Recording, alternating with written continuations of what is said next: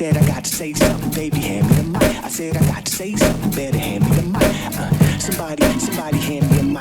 Cause I got to say something, so just hand me a mic. When I need to say something, better hand me the mic. I said I got to say something, better hand me the mic. Someone like you, right, who's like, obviously you're a boxer, so like, obviously training's a big part of your life. What do you do, like, when your elbow's knackered? Like, I imagine you're not someone who's just going to sit there and think, "Oh, wait." It's been a nightmare, to be honest. I've had I've been kicked out of the gym and that off mark because I've been going in and I wasn't allowed to do anything. I wasn't allowed to get any sweat into it. So they were like, you literally have to stay bed, but I couldn't. It's a wound, it would be a wound, yeah. I was going for walks and stuff. It was they didn't want the ulnar nerve because I was liable to sepsis because it was a full open wound and the ulnar nerve that had been changed. My body had to accept it, which takes up to 2 weeks for your body to accept, because if my body didn't accept the nerve, they would have to take it out, and then because your body can sort of reject it. You know, when you say accept, what was it, like a transplant? So I hadn't... So someone else's nerve? Someone else's nerve, So I had an ulnar nerve and stem cell treatment put into me. That stem cell treatment's rad. They fucking take it out of your head and you have to wank into a pot. It's the weirdest fucking thing in the world. Proper rad. Hey, hang on, it was... They put a fucking needle in your head. Yeah, pain. I've never felt... I've got the bottom of my foot tattooed and it's up there with that. Put a needle in my head, took some blood out and then sent us into a fucking room to wank in a pot. And then and they mix it all together? And that's a stem cell? That's stem cell I thought treatment. a stem cell was... what's it called? The umbilical... the umbilical cord. Yeah, that's it. I thought that was it. You know, like when kids you snap the umbilical cord, I thought that was stem cells. But your stem cell was brought out your brain. Out my head? I hope not my brain. I was awake. I didn't think they went in that deep. Like, took it out my head and then made us wank in a jar in a room. and then Mate, I don't know whether you were at hospital. that's the thing. The bloke that sucked us off, like he spat in the jar. I didn't have. Oh my god. Was in Germany, so... No I know, way. yeah, anything could go out there, couldn't it? Do you know what I mean? Honestly, it was fucking rad, though. It was absolutely rad, you know. I'm just thinking, I've got like half my spunk in my arm. Yeah. And obviously it was in Germany, so I'm just walking around like I shout to see Kyle everywhere. Fuck's sake. Yeah. That's Well, mint, listen, that, like... Good for you, innit? Yeah. So what does that mean, though? Like, how's your arm now? Is that mint, proper fixed? Yeah. So I was there last Friday and got signed off, so just waiting for the boxing board officially sign us off. Whether or not they will, I don't know, because I'm always going to have arthritis. The arthritis is there. Arthritis is on the bone. 33 with arthritis, it's fucking shine. But the arthritis is on the bone, and it grows on the bone, and they can't get that off. So there's 2 types of arthritis. So I've got osteoarthritis, and that's always going to be there. So the boxing board might just say, nah. Fuck. What, even for the elbow? I thought the boxing board would stop it. Like, obviously, I get boxing board are cunts. But, like, if it's your eyesight, like, I get it. Or your heart, do you know what I mean? Things like that, I get it. Boxing board's a nightmare, but it's sound because all I would do is I'd just go to Germany and get a license. Or I'd just go to Ireland and, like, Savannah Marshall. She's got an Irish license. Yeah. April's got an Irish license. So there's a few, it's easy enough done. The thing is, though, like, as just a spectator, let's say, when I hear somebody's got like a outside the UK license, you know what you think though. Dodgy, aye. You do, but obviously, I'd just, I'd just say, the British Boxing Board wouldn't give it. But the problem is every time you fight in UK waters, you're having to pay 750 quid for to fight. It's called an outsiders license fee. Right. So every fight I had, I'd have to pay 750 quid. Well, look, needs must. Aye, well, like I say, we'll see once the British Boxing Board get the letter and stuff and see what the crack is. We'll just go from there. Yeah, well, I hope it goes well. You could do without paying that 750, couldn't you? Every fight. Yeah. Aye. Yeah. Anyway, should we get moving? We are. Are we rolling, Southpaw? Yeah, we are rolling. We are rolling. So today's guest is a British heavyweight boxer. Fights out of Newcastle upon Tyne. He's one of the sport's best characters, in my opinion. to know him is to like him. We're honoured to be joined today by Mr. Stephen Robinson. Woo. Thank you. Welcome. Welcome. Thank you. Thank you for talking to people Thank like you. us and all that. Mate, I just want to ask first things first, right? The Drago, I get Drago, right? Makes sense. Where did Disney Drago come from? So a lot of people think the Disney thing's a gimmick. Right. But so I got diagnosed with autism and ADHD, and Disney is my escape from reality. So if I've not slept for 2-3 days, or if I've had a bad day, or if I'm feeling a bit impulsive, or if I'm feeling a bit sort of where I'm up a height or I'm feeling low, I'll put a Disney film on, but that comes from us being a kid. So my mum says that I was an absolute nightmare of a child, misbehaving, never sleeping, always. And then I think she bought my sister the Beauty and the Beast, which I think come out in 94. So I would have been 3. She bought my sister Beauty and the Beast or Little Mermaid, one of the two. And she put it on for my sister. She got on a VHS for Easter. She put it on, and she says I was just like fixated on the TV, and she was like, "Fucking hell, like this is good." So then she put it on again, never moved, and I'd ask for it, and I'd want it on, and I think from then on, it's lived with us until today, where I'm sort of, as I say, I become very obsessed with things, music. If I like a song, if I like a film, I'll watch it over and over and over again.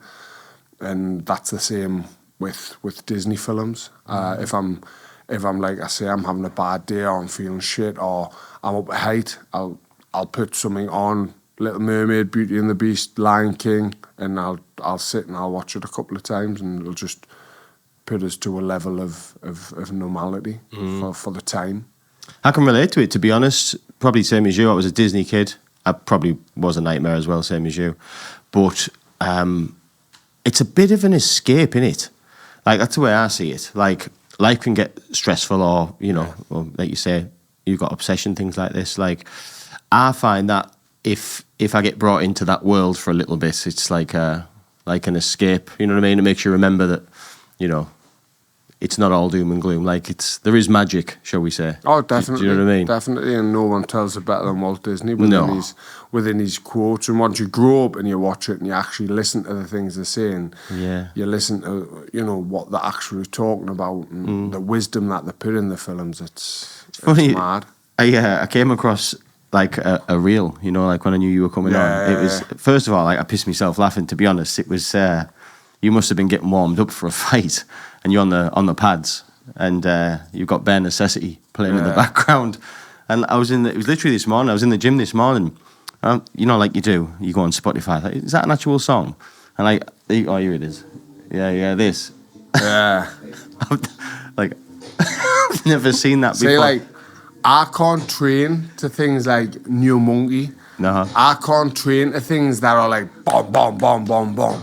Like, my training, so I only ever listen to country music or Disney. Really? When I'm training. Well, any time I'm sort of either acoustic, country or Disney. Right. And that's the only thing I can train to. That brings me right up. If I was training in a group session and I had the typical sort of bouncy music on, I would be flat. My heart rate doesn't really rise. I'm sort of...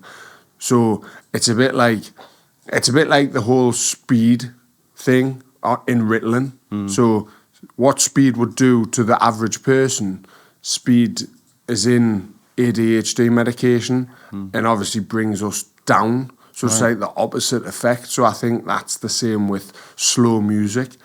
It has the opposite effect to me, where that brings me right up. No way. And the whole, like I say, country or Disney just brings us up sort of a total different sort of level, where I'm a lot more hyper and ready. You answered my question before I asked it, because I was thinking, like, you know, obviously there's videos like this, you training to bare necessities and stuff like this, and I've seen you do walkout music to I think it was a Lion King Yeah, thing. yeah. I think I seen that, and I thought to myself, no. When he's in the gym and he's really getting thingied, I thought, no, man, he's blasting Prodigy in his ear and Firestarter. But is that not the case? You genuinely are listening to this. Like chill stuff. That's all I'll train to. Like No I say, way. if something upbeats on, like I'll go to the Monkey and I like the Monkey and stuff at certain times. But if I went to the New Monkey, I'd be asleep. Stand on stage because it sort of winds me down. No way. Whereas that music brings us up. But like I say, it's the sort of red wine on white wine type thing. The speed on what it does to the normal person, which is why I think everyone wants ADHD medication because it's a good comparison that you've made that between obviously the music that's slow speeding you up and ADHD medication for the average person, speeding them up because you don't have ADHD, do you, Dan?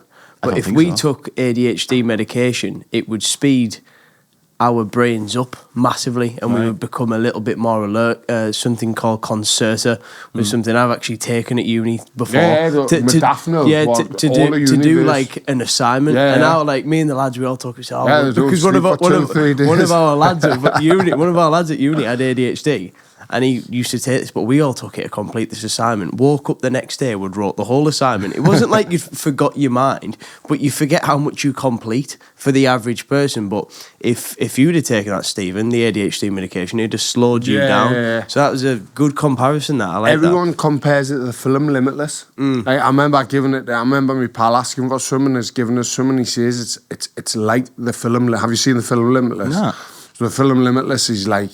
He's one step ahead of it's Bradley Cooper. Right. Really good film. If you haven't seen it, go and watch it. But he takes his medication and it puts him one step ahead and he's on the run and it puts him one step ahead of everyone and everything's slowed down and that's sort of how my pal explained it to me. Whereas if I took it, it would just like I don't take it because I hate it because it numbs you. It stops you being the person that you are. That's what happens when you take it. Yeah, right. Yeah, so it's a bit like sertraline type thing. These medications. The NHS, I don't agree with any medication, but let's not get into that. No. But like for me, it's a bit like your sertralines and stuff that they just pump out to people where it just numbs them. But in reality, it's just numbing you for 4 or 5 hours, and then you have a come down, then you have to take some more, and then you run out of it, and then you hit rock bottom. And it's just, I'd rather not take it and just be. If I don't sleep for 2-3 days, so be it. I'll deal with that when it comes. Yeah. And I deal with that when it comes, but I'd rather that than be a zombie for half the day or the full day. I've got images of sort of the average person, I guess you would say. We would put, to fall asleep, if that was the case, we put a nice audio book on or some chill, some whale noises. I just got a picture of you, Steve, laid in bed, rocking yourself to sleep with come on, and it's just drifting you off. It's mad. I'll just tie some Tazo or some Ace on and just wind down. Just wind down. Yeah. Bit of stomping, and I'm just like, right, sleep time. Stop. Hold up. Before we carry on, just a quick word from our sponsor. Do you have a business? Thinking about starting one? Dash, the bespoke web design and branding experts. When you have a business that needs a professional online presence, when your current website is starting to look a little outdated and tired, when you have an idea and want to see it brought to life online, that's where Dash can help. Dash create bespoke websites built around your business and its requirements, from exceptional e-commerce stores to sell your products online, to beautiful brochures showcasing who you are and what you do. The team at Dash will become an extension of your business. You'll be assigned a dedicated team who will help guide and advise from the initial design brief all the way to the website launch. Not only that, Dash provide full aftercare to carry out any changes, alterations or updates quickly and efficiently. It's like having your very own personal web development team 365 days a year. Dash understands that in today's world, the right online image, exposure and representation is the key to success. Book in a free, no obligation consultation with one of their experts today to see how Dash can make your online vision an online reality. Just visit www.dashmedia.co.uk or search Dash Media on Google to find out more. Dash, the bespoke website and branding experts. It's funny what you said though. Do you know about that? just going back to them, like the Disney songs again. Like this morning when I played Bare Necessity, like I heard it a different way for the first time today. Yeah. You know, like to me, I probably haven't played that since I was a kid. Yeah. You know, like and picturing Baloo and that dancing about. Yeah. But today, just with the song of me, like listening, you know, like I understand what you mean. Like the bare necessity, that's all you need. You just need the bare necessity. Yeah. You don't need all the fluff. You just need the simple things in life. Yeah, clever. And like Rafiki, it's just things he says like, don't worry about the past, it's forgot about, you can't go back to it, worry about the future. Just little things that you have in Disney films. As you grow up and you watch them, you just think, I've got a load of Disney books which are just sort of quotes out of Disney films, and I post them every day, and you just read them and you think they just relate to you so much. Yeah. A bit like, you know, you watch Rainbow, and it's very noncy, isn't it? Like you relate, you watch Rainbow and you think, how the fuck did they get away with that? I know, yeah. You know, in 1980, they're talking about wanking kids up and that. It's a raj. It's mad. But like, whereas Disney doesn't go down that route, he goes down more the nice route. It's a bit deeper in it, yeah. No, it's not. I know, it's you not watch some of that Zippy and Bungle stuff, and you think, what the mad. fuck? It's mad. Yeah, mate. So isn't it right that like the people who made the Magic Roundabout were off the box? Oh, Have you heard that before? I would say, I think the person who made Alice in Wonderland must have been on MDMA or something. Imagine. Like, Yeah. I think most people in them days though were on things. They say the Beatles wrote all the songs on MDMA and heroin. Do you know what I mean? Like, I think now it's changed where the likes of heroin and stuff, you become a heroin addict and you're a heroin addict, do you know what I mean? But you look at the likes of Pete Doherty that just took it and said that he wrote the best songs, and I think there's a massive difference in taking heroin to be, you know, or becoming a heroin addict, like you say, on the streets, and you know, it's obviously it's unfortunate. Some of the world's most creative things were fueled by drugs. As much as, you know, I probably don't agree with them, but some of the best things to come out of this world were probably by people under the influence of something really nasty. Oh, definitely. You know, I mean, I'm not calling this guy a great guy, but you've heard about like the Nazis and Hitler before. Yeah, they were all meth heads, weren't they? He was bad, like charged really bad. Charged to the gills all the time. Yeah. Well, looking at him now, it sort of makes sense. Was he on? Proper addicted. Meth. He was on a load. I mean, his doctor come out and said that he was on stuff like really bad. No way. Yeah. And well, it's not surprising to hear that, actually, is it, when you think about it? They would have all back then though, I think it was just the norm.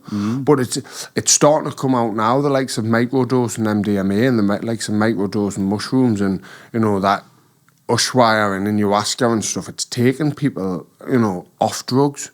It's stopping so much, which I think is why one of the big reasons why they won't legalise it is because it'll eradicate so much. Your likes of pharmaceutical companies like AstraZeneca and stuff will just be like bye bye if they start legalising this. You know, you won't need 7 different tablets which cause different, you know, side effects. You'll only sort of need 1 or 2 tablets, and I think that's why it's these multi-billion-pound corporations won't allow it to come in. And I don't think it'll ever come in. No, there's hands in pockets and all sorts of stuff going on, isn't it? Definitely. Have you heard of, I mean, of course, you just mentioned it. Have you heard about the ayahuasca stuff, Southpaw? Yeah, I've heard it's like DMT, isn't it? And it's like a drink, I think you take, and you're in a group of people. You've got I think they're called a sermon, and they sort of oversee the whole event and double check everyone's all right. And as far as I know, it's meant to be one of the most enlightening experiences you can possibly have on this earth. It's a shaman, isn't it? I think a shaman. Shaman. Shaman. Do you know, like, you hear the stories, like, of people who've done it, and, like, they say it was the most important thing that's ever happened in their life because it changed everything. And, like, you hear it and you think, like, oh, man, like, I need some of that, like, I need to. But then you hear, like, the bad stories, like, of people getting a bad trip. Literally, literally, and it literally just they're haunted for the rest of their life. Do you know what I mean? Would you dare ayahuasca it? It's funny because there's a program on Netflix. I don't know if you've seen it, The Lost Children. It got put on about a month ago, and it's about these 4 kids. There's a plane crash, and it's in Colombia. It's in the Amazon forest, and they find the plane, but there's 4 kids missing. Mate, I watched it. 2 weeks ago. I know what you mean. Yeah. He has 44 days. They're missing. Yeah. He has some ayahuasca. Yeah. And says, we're going to find them tomorrow at 2 o'clock. This is where they are. Yeah. And he goes and finds them at 2 o'clock. I think it was 1:36 they found them. Yeah. So he was half an hour off the time. But after 44 days, this bloke just said, I'm going to try this. Yeah. And he found them the next day after having a sort of epiphany that he was going to find them. It was absolutely mental. Mad, innit? Right. I was just watching it thinking, no way, like, that's unbelievable. And like, I know a kid who went over to Peru, I won't mention any names, but he was a bad kethead. Like, he used to literally put ketamine in his butter, like copious amounts of ketamine in his butter, mix it all up and just make sandwiches and stuff. Like, throughout the day, he was bad, like really, really bad on it. Now, the same kid went away, changed his friends, become vegan, moving to Australia, is one of the most successful tattoo artists within the UK now. Moving to Australia to do it. He's a fitness fanatic. And that's all off the back of him going and doing that, who was, you know, probably two or three sessions away from dying or doing something stupid. And now he's, you know... Changed his life. Changed his life. And he puts it down to that, does he? Oh, definitely. Right. He says he's totally changed his life off the back of it. He's like I say, he's a full-blown vegan, carnivore, fitness fanatic, and he's just focused on work now. And that was off the back of doing that in Peru. Oh, and he swears by it. What did he expect? Did he speak much to you about like what he actually experienced? Because to transition your life from that such extreme to now such a positive. I mean, congratulations to him. Yeah. He'll know exactly who he is listening now. Congrats to you. But to do that, like, what did he say? What he experienced? So he says you fall asleep, you smoke, then you lick this poisonous frog, and then you're pissing your shit yourself. You wear a nappy, and there's a group of you in a room, and then you fall asleep for around about 18 hours. And he said you look at sort of what you could have been like. I remember saying in a podcast, imagine hell isn't, you know, Satan, isn't the devil, isn't fire and flames, and, you know, imagine hell just being, you're given a piece of paper of this is what you could have done with your life, and that's hell. You've got to live, you know, wherever your soul goes, with knowing this is where you could have been, this is what you could have done. And I think that's the same as with that. I think you just see the best version. Simpsons do an episode about it. What, ayahuasca? The Simpsons do an episode about it where Lisa sort of becomes president and sees where she could have been. And I think you just sort of, you see yourself, what you could do and where you could go. Mm. And within that sort of time, you're asleep. It's the get away from this and become this. I think you know, that's me in most walks of life, and the way I progress myself. I sort of try and tell people you can become anything you want, because I believe I'm the perfect example of that. Like, kicked out of school, had no hope. And walked into a gym in 2014 to lose some weight. Never, ever thinking I'd be where I am now. That's literally how it started? Yeah. Just to lose some weight? Yeah. I got kicked. I played football over in Hong Kong. 2014, got sent home because you're only allowed 3 expats within a team. So they were wasting time and money on me. Broke me ankle for the 3rd time, snapped the ligaments in my ankle. So February 2014, they sent us home. No way. Become massively overweight. I wouldn't use the word depressed. I'd just become down on myself. Didn't know where I was going to go. Working in a shitty job in IKEA, doing a bit of security on the side, hating life. Joined the gym to try and lose some weight, and the rest's history. No way. What position did you play? Football? Goalkeeper. Oh, Southpaw used to be a goalkeeper, didn't you, Southpaw? No, mate, look at the size of us. Of course I wasn't a goalkeeper, man. No. He's, he must have been a good goalkeeper. Well, man, I was all right, I suppose. Well, if you were doing it Hong Kong, you must have been like getting paid to play. Yeah. So I went from St. for Chicago. I went to Chicago in 2010, and then went to Hong Kong in 2012. Oh, right, so you've been everywhere so then. I was an all right player. I was brilliant at the age of 14, 15, like levels ahead, and then I hit sort of 17, 18, and just I never progressed, and people started getting better, and that's when I realised I'm not going to be a professional footballer in the Premier League, which is what I sort of had me mindset on. I was at academies as a kid, and sort of they build you up.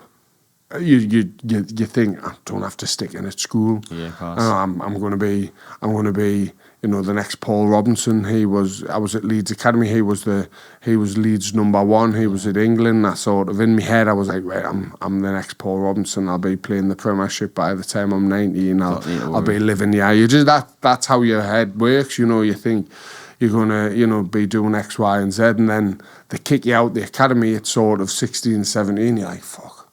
What do I do now? Oh, yeah. I've got no GCSEs. Shit. I've got no, what do I do now? Didn't have a plan B. And I think now it's very different. Now they put you through school to make sure, you've got to be, it's a bit like America where you get a scholarship, you've got to still be, top of your class, and otherwise they'll kick you out straight away. Whereas back then it wasn't like that. It was sort of, they'd build you up, and then they'd say, right, see you later. And then you're like, what's now? What's next? I actually think that. How old are you, Steve? You're 33. 33. Oh, you might have just caught the back end of it. But I remember, I've always felt that I'm 39, and I always felt that my generation was a bit unfortunate in that. But maybe you could apply this to others. But this is my sub story.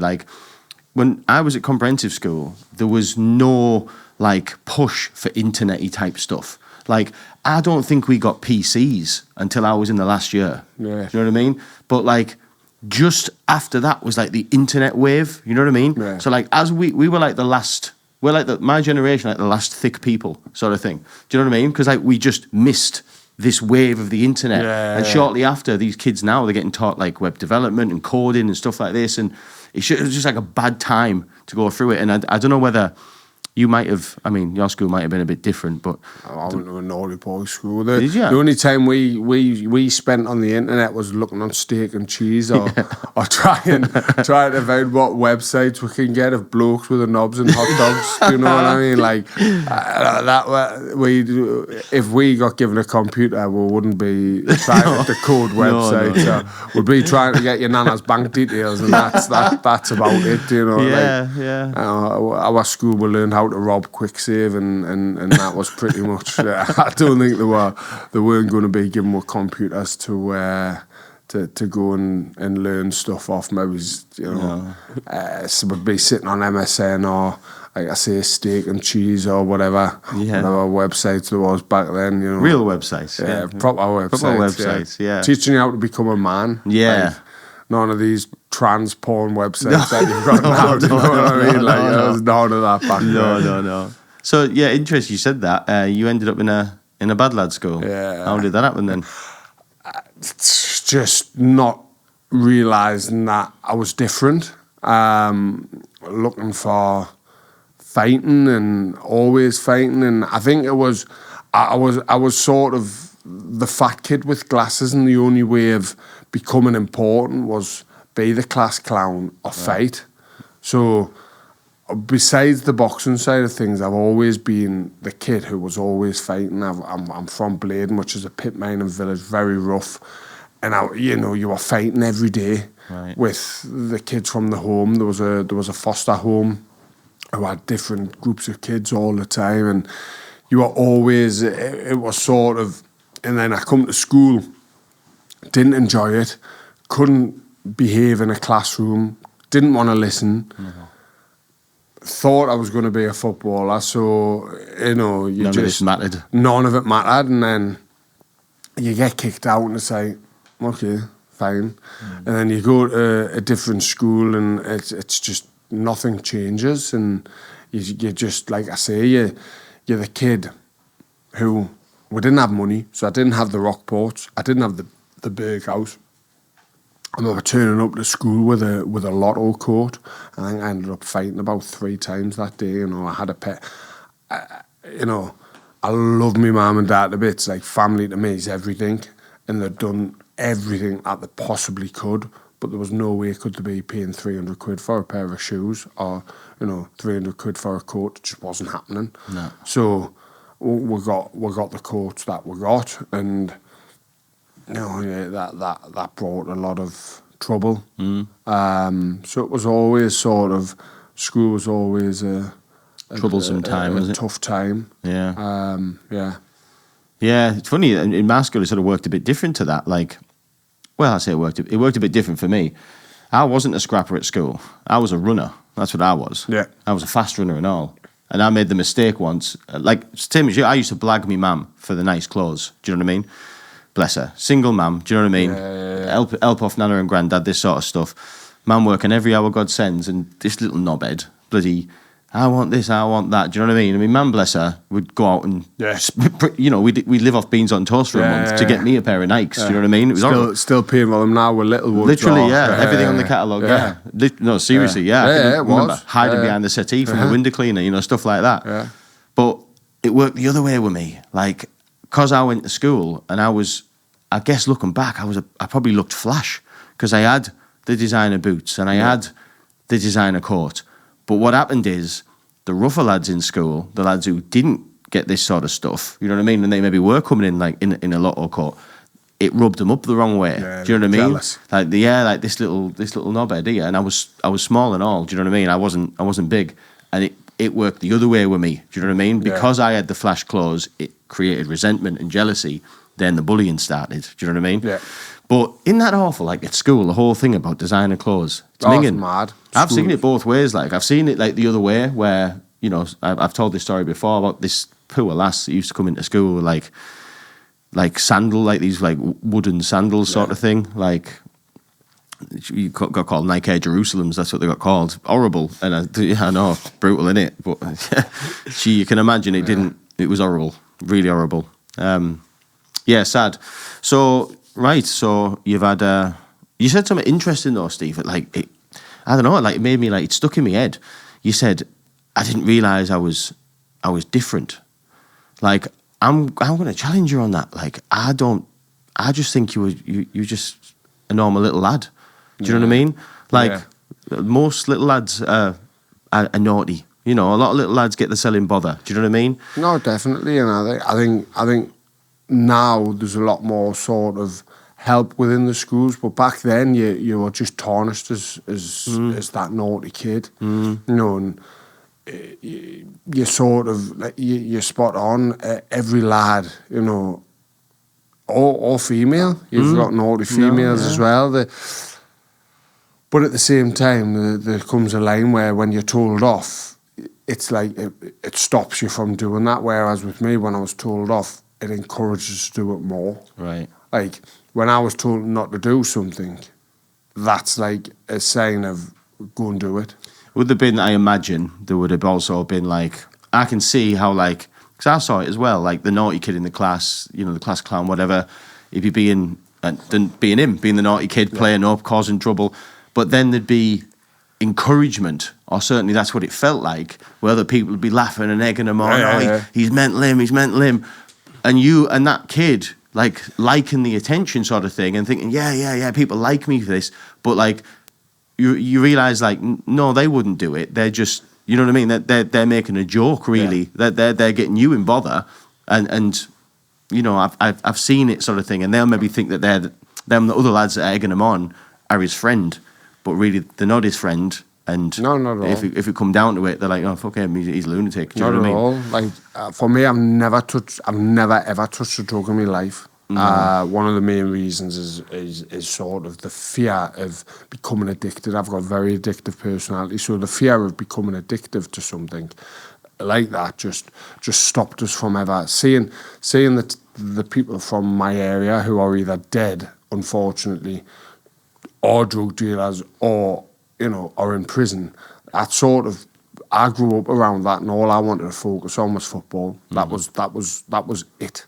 I'm never bothered about women, never bothered about any, on top of being sort of socially awkward, I'd never wanted to talk to women. And when you hit 16, 17, you were talking about, oh, this bird, that bird, like, I was talking about, Yuji Askelainen or Brad Friedel, how well they played on the weekend. Like that was my crack. Like, never went out on the drink when I was 16. These kids drinking in parks at 13, 14, 15. I wasn't that kid. Were you not? Nah, I'd be at the youth club, sitting on Jimmy Savile's knee playing. Nah, but I would be at the youth club playing football. Like, with a youth leader that probably give us a fiver. Milk a cow blindfolded, but I was never really I was never interested in anything other than football, right? Which is good. Yeah, that's amazing. That's almost kept you away. Obviously, you've seen a lot of bad things across the years, but football's been your gift to keep you away from all the bad things, really. Definitely, but going on to the reason why I started that conversation, because you find your true pals when so 8 years ago, I said, I'm done with drink. Like, that's me done. I'm a nightmare on the drink. I know how to handle myself. This was sort of, I'd just started boxing. I know how to handle myself. I can fight. And I'm a bully. Like, I'd go and I'd be starting on dormant and the minute. But the reason why I'd done that was because my pals would say, go and do this, go and do that. And I remember there's a little Chinese bloke, bless him, 60, and if that was my dad, I'd find out who the person was and I'd go and kill him. And we're sitting in Aspas about 5 o'clock in the morning, and as I say, I never touched a drug, so while everyone's sobering up and, on the horrible white stuff, I'm sort of just getting more and more pissed and getting more and more leery, getting more and more daft. Mortal drunk. There was a bloke sitting playing poker by himself, 4 or 5 o'clock in the morning, and not poker, sorry, that 21 game, and I remember one of my pals saying, go and do that, and I picked up a wet floor sign. I just smack him over the head with it. And I remember the next day, people showing us videos of that, and that was the last time I ever drank. And the reason why was because I thought, if that was my dad, what I would do to the person, I'd find out who that was, and I'd make it my mission to go and find out and make an example of that person. I thought, that's a bloke who's doing absolutely nothing, and I've done that because my pals have egged us on, and they're not pals. No. They am on pals, but you see, like, the pals I've got now, like, my best mates, if I picked up a drink, they'd knock it out my hand. Yeah. They'd be like, you're not drinking because you're a dickhead on the drink. Like, and they're proper pals. And I think for me, I've never took drugs, but I've got a very good friend who was a drug addict. He's a very successful. He's a multi-millionaire now. Lives over in Portugal. But when he stopped drinking and taking drugs, he realised all his friends soon started because he wasn't buying the cocaine, he wasn't buying the drink, he wasn't going to the bar and getting 20 shots. When the shot girl come up, he wasn't pulling a wad of money out and flashing the cash to try and sort of, woo her. And that's when you realise these aren't pals. These aren't sort of there for you. They're there for what you're bringing to the table. They're there for the enjoyment. And it goes back to the conversation of school. These kids encouraging you to do things. You do it because I wasn't the normal kid in school, because I didn't have much money. I had the glasses. I was a rounder kid. So I was the perfect kid to bully. But I didn't allow that to happen because I fought and I was a class clown. So I was in with the cool kids, the hard kids, the kids that people sort of, the kids that would go out on and have a bucket at dinner time and be smoking the chillum and, be the 5 hours worth of tack. And that was, whereas I'd be sitting, playing gates or, wanting to play Kirby with someone. And I think you did really well there, Steve, to avoid all that. Like literally everything you've just told me there about your school life and being that character at school and being in with that crowd who were doing this, like, it's mad that you've managed to get all the way through that and not get on, like, not be involved in drugs in any way. That I'm finding that, like, mad. That you've gone against the script there. I'm blessed with football, I think. And I had a good, close family. Yeah. And I think as well, just saying as well, I appreciate you opening up about that Asian fella who obviously took an unfortunate wet floor sign to the head that night. But it shows the progression of where you're at now, mate. Obviously, you've off the drink now, and I can't imagine you telling that story there. You wouldn't be so open about it if you were slyly having the odd pint here and there, or you were still having the odd drink. Like, that life is over for you now. So hats off to you for getting away from that scene, because they always say you're only as good as the 5 people that you surround yourself around, like your mates. Definitely. And that's quite clearly you're around better people now. So how are they sort of helping you now? What's a Saturday afternoon look like for you and the boys? Yeah, I'm in a box at St James's Park, so most Saturdays obviously I'm there. You know, and with for me it's sort of just making sure that whatever it is I'm doing, like I can go out. I go out to town, no problem. Like I'll go out and watch the boxing. I'll go to the bars, but it'll get the sort of, like I say, that bouncy music makes me sleepy, and it gets the sort of, as soon as people start, you know, when they've had that, they're like in your ear. As soon as it gets to that level, it's like it's time for home now. And you know, most times, like I say, I'll go out, I'll watch the boxing. I'll sort of, as mad as, obviously I'm not drinking and anything, but I'm still that sort of person that's always flighty and bouncy and happy, and so I do go out and I do enjoy myself, but I'm a lot more level-headed, where, you know, and if my pals are getting into bother or trouble, I'm able to sort of say, how am I? Just, you know, there's a lot of stag do's and idiots in town now. It's very different. Town's a very different place now. Do you reckon? Oh. Newcastle? Oh, like, there's no, like for me, the big market was the big market. You had the Pig and Whistle, you know.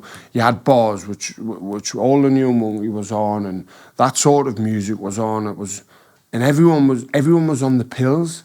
And obviously, like I say, I've never touched a drug, but pills make everyone happy. Like, I've never, ever seen a fight at the New Monkey. I've been going to the New Monkey since I was 16. Most of my pals are either DJs there or MCing for them. I've never seen a fight at the New Monkey. And that's because everyone's on pills, on the happy drug. Whereas now in town, everyone's on ketamine or cocaine, or just fueled by drink. And like you don't see many people from Newcastle in Newcastle anymore, because there's most of the bars, the likes of Lavello and stuff, and that type of bar just bring stag do's and bring trouble. I think it's just a different vibe in Newcastle now. Very different vibe. It's good that you can still go out sober though, because I do the occasion. I still like a drink, and I do go out occasionally. Have the odd sober night if I'm driving. And you do say, like, when you get to about 12 o'clock and people are chewing your ear off, it's like fucking hell, mate. I love you too. Out here, leave us alone. Like, it hits a point, doesn't it, where it's like, it's a bit much. It's time for home now. But how good is that fresh Sunday when you're waking up and you're sound and you're off to probably go and train or the gym? It's I do love that next day when everyone else is dying, like proper upset with the world, and you're like, yeah, I'm sound. I had midnight last night, you know. There's not videos of you going into the group chat of you doing X, Y, and Z, or the videos that are going in, aren't you, and you're watching them thinking, that would have been me. I would have been that kid who was doing that. 100%. But I never got my head wrapped around that. I've lived game of two halves. I've been a drinker. Yeah. Used to enjoy going out. Fun guy. Was never a fighter though. I was just the maniac. Full of energy.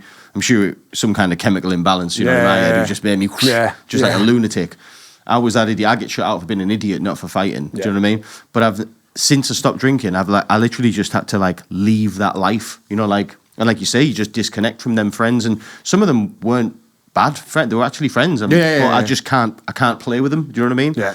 So I admire someone like you that can do it. You can be sober as a judge, go out, get dressed, go out, be with your pals, but do that that mythical thing of I'm going to go home at 12, like that thing that I've heard said, but I've never been able to achieve it. Yeah. So you just your personality, I guess. Yeah. Your personality's bright and bubbly enough to be involved. Yeah, I think so. And like I say, the people that I'm out with, I don't need. They're nuts enough. Do you know what I mean? Like to have to. I just sit and laugh at them half the night. Like I don't really need drink to enjoy it. It's they're enjoying enough. As I say, most of the time I'm out for it's either a birthday or the boxing's on, or so I'm focused on watching the TV while someone in me eye. So and it gets to a point like where the main fight's coming on. I'm like, right, I'm going home. I cannot listen. Enough's enough. Enough's enough. There's another thing as well that you said, like the new monkey, like raves. You would literally think like you're going to get stabbed. That's literally at the stigma, the roughest places, isn't it? Yeah. But there couldn't be anything more. Everyone's just sweaty as hell, cuddling each other, like just gurning and sweating on each other. Just you don't know someone and you're getting cuddled and proper sound, you mate. Do you want one of these? No, I'm all right, mate. Thank you. You want a Superman? It's mad. But like you'll go to Lavello, and you'll see 20 fights a night, and these are these pretentious bars that you think are lovely, and look lovely with the flowers on the wall and the bottles of Belvedere, and everyone's got a Rolex on, and everyone's hiring, like you say, videos on Instagram. It's just a normal night out with the bottles of Wolf Clique, and this is how I live. And then the people at the New Monkey, you don't see your phone in sight. No, everyone's just off the tits and just cuddling each other and happy. Whereas you go to the other side where it's all posh and pretentious, and that's where you see the trouble. And again, it's jealousy. Yeah, like jealousy brings the worst out of people. Oh, mate, it's horrible. Seeing people have a little bit more money, a better watch. Yeah. Look at him, man. Watch this and watch that, and and you see the girls, and you see the same type of girls, and they're on a table with a total different group of lads that look nothing like each other. These girls don't have a type. No. And you think, you were like last week on a different table. You probably took 10 quid out for your taxi home. Yeah. And you just go to any table where you see a bottle of Wolf Clique, flashing your tits, sitting there. But these lads like that. Yeah. These lads entertain it, and these lads are happy with that. So if a bottle of Wolf Clique's gonna get you a bit of sucky, fair play. Yeah, I suppose. Money well spent, I guess. I wonder why that's all changed, and it's changed from the sort of New Monkey era, because that was a little bit before my time. I'd never experienced a New Monkey really, or that sort of pill scene that you guys were explaining. But I wonder why it's all transitioned from pills and the love and the like no fights to now lads sat around staring each other up and down with like a bag of cowie in the pocket. Like I wonder why that's transitioned from the pill stage to the drugs. You reckon it's just natural progression, isn't it? I don't think it has transitioned. Like if you went to the likes of Mushroom or Blue Bamboo, you'd see fights every night, liquid, and they're all not there. But you go to the big market, which was classed as the roughest part of Newcastle, and there was nothing really happening in them pubs because everyone was on. But further up in Newcastle, people that were on the cocaine or the drink or weren't on anything, they were the ones that were fighting, or you'd get into trouble in these pubs. So I don't think it's sort of transitioned. I think, and obviously the New Monkey's still on. Like it's on at the Fed on Saturday night, and at Gateshead, it just the pub is the nightclub. The New Monkey's gone, but they're still doing events sort of every other weekend, and they still have big shows and stuff on. It's just like I say, it's just for me, it's just a better clientele. Not a clientele I would like to be sitting and getting soaking wet from. I'm happy just hiding away and watching it and listening to it till about 1 o'clock. But I think I think the pubs have changed. There's no sort of, like, I think town's just changed. I think going out on the drinks changed. I think COVID's done that. I think people have realised that you can have just as much fun at, your local bar or in your house, or you don't have to drink. It's the people you're with, isn't it? A lot of the time, definitely. It's who you're surrounded by. And like when you stopped drinking, how long ago? Firstly, was that, and how much did that impact your sort of training regime and help you progress in the boxing world? I think the only reason why it helped us progress was not being in prison.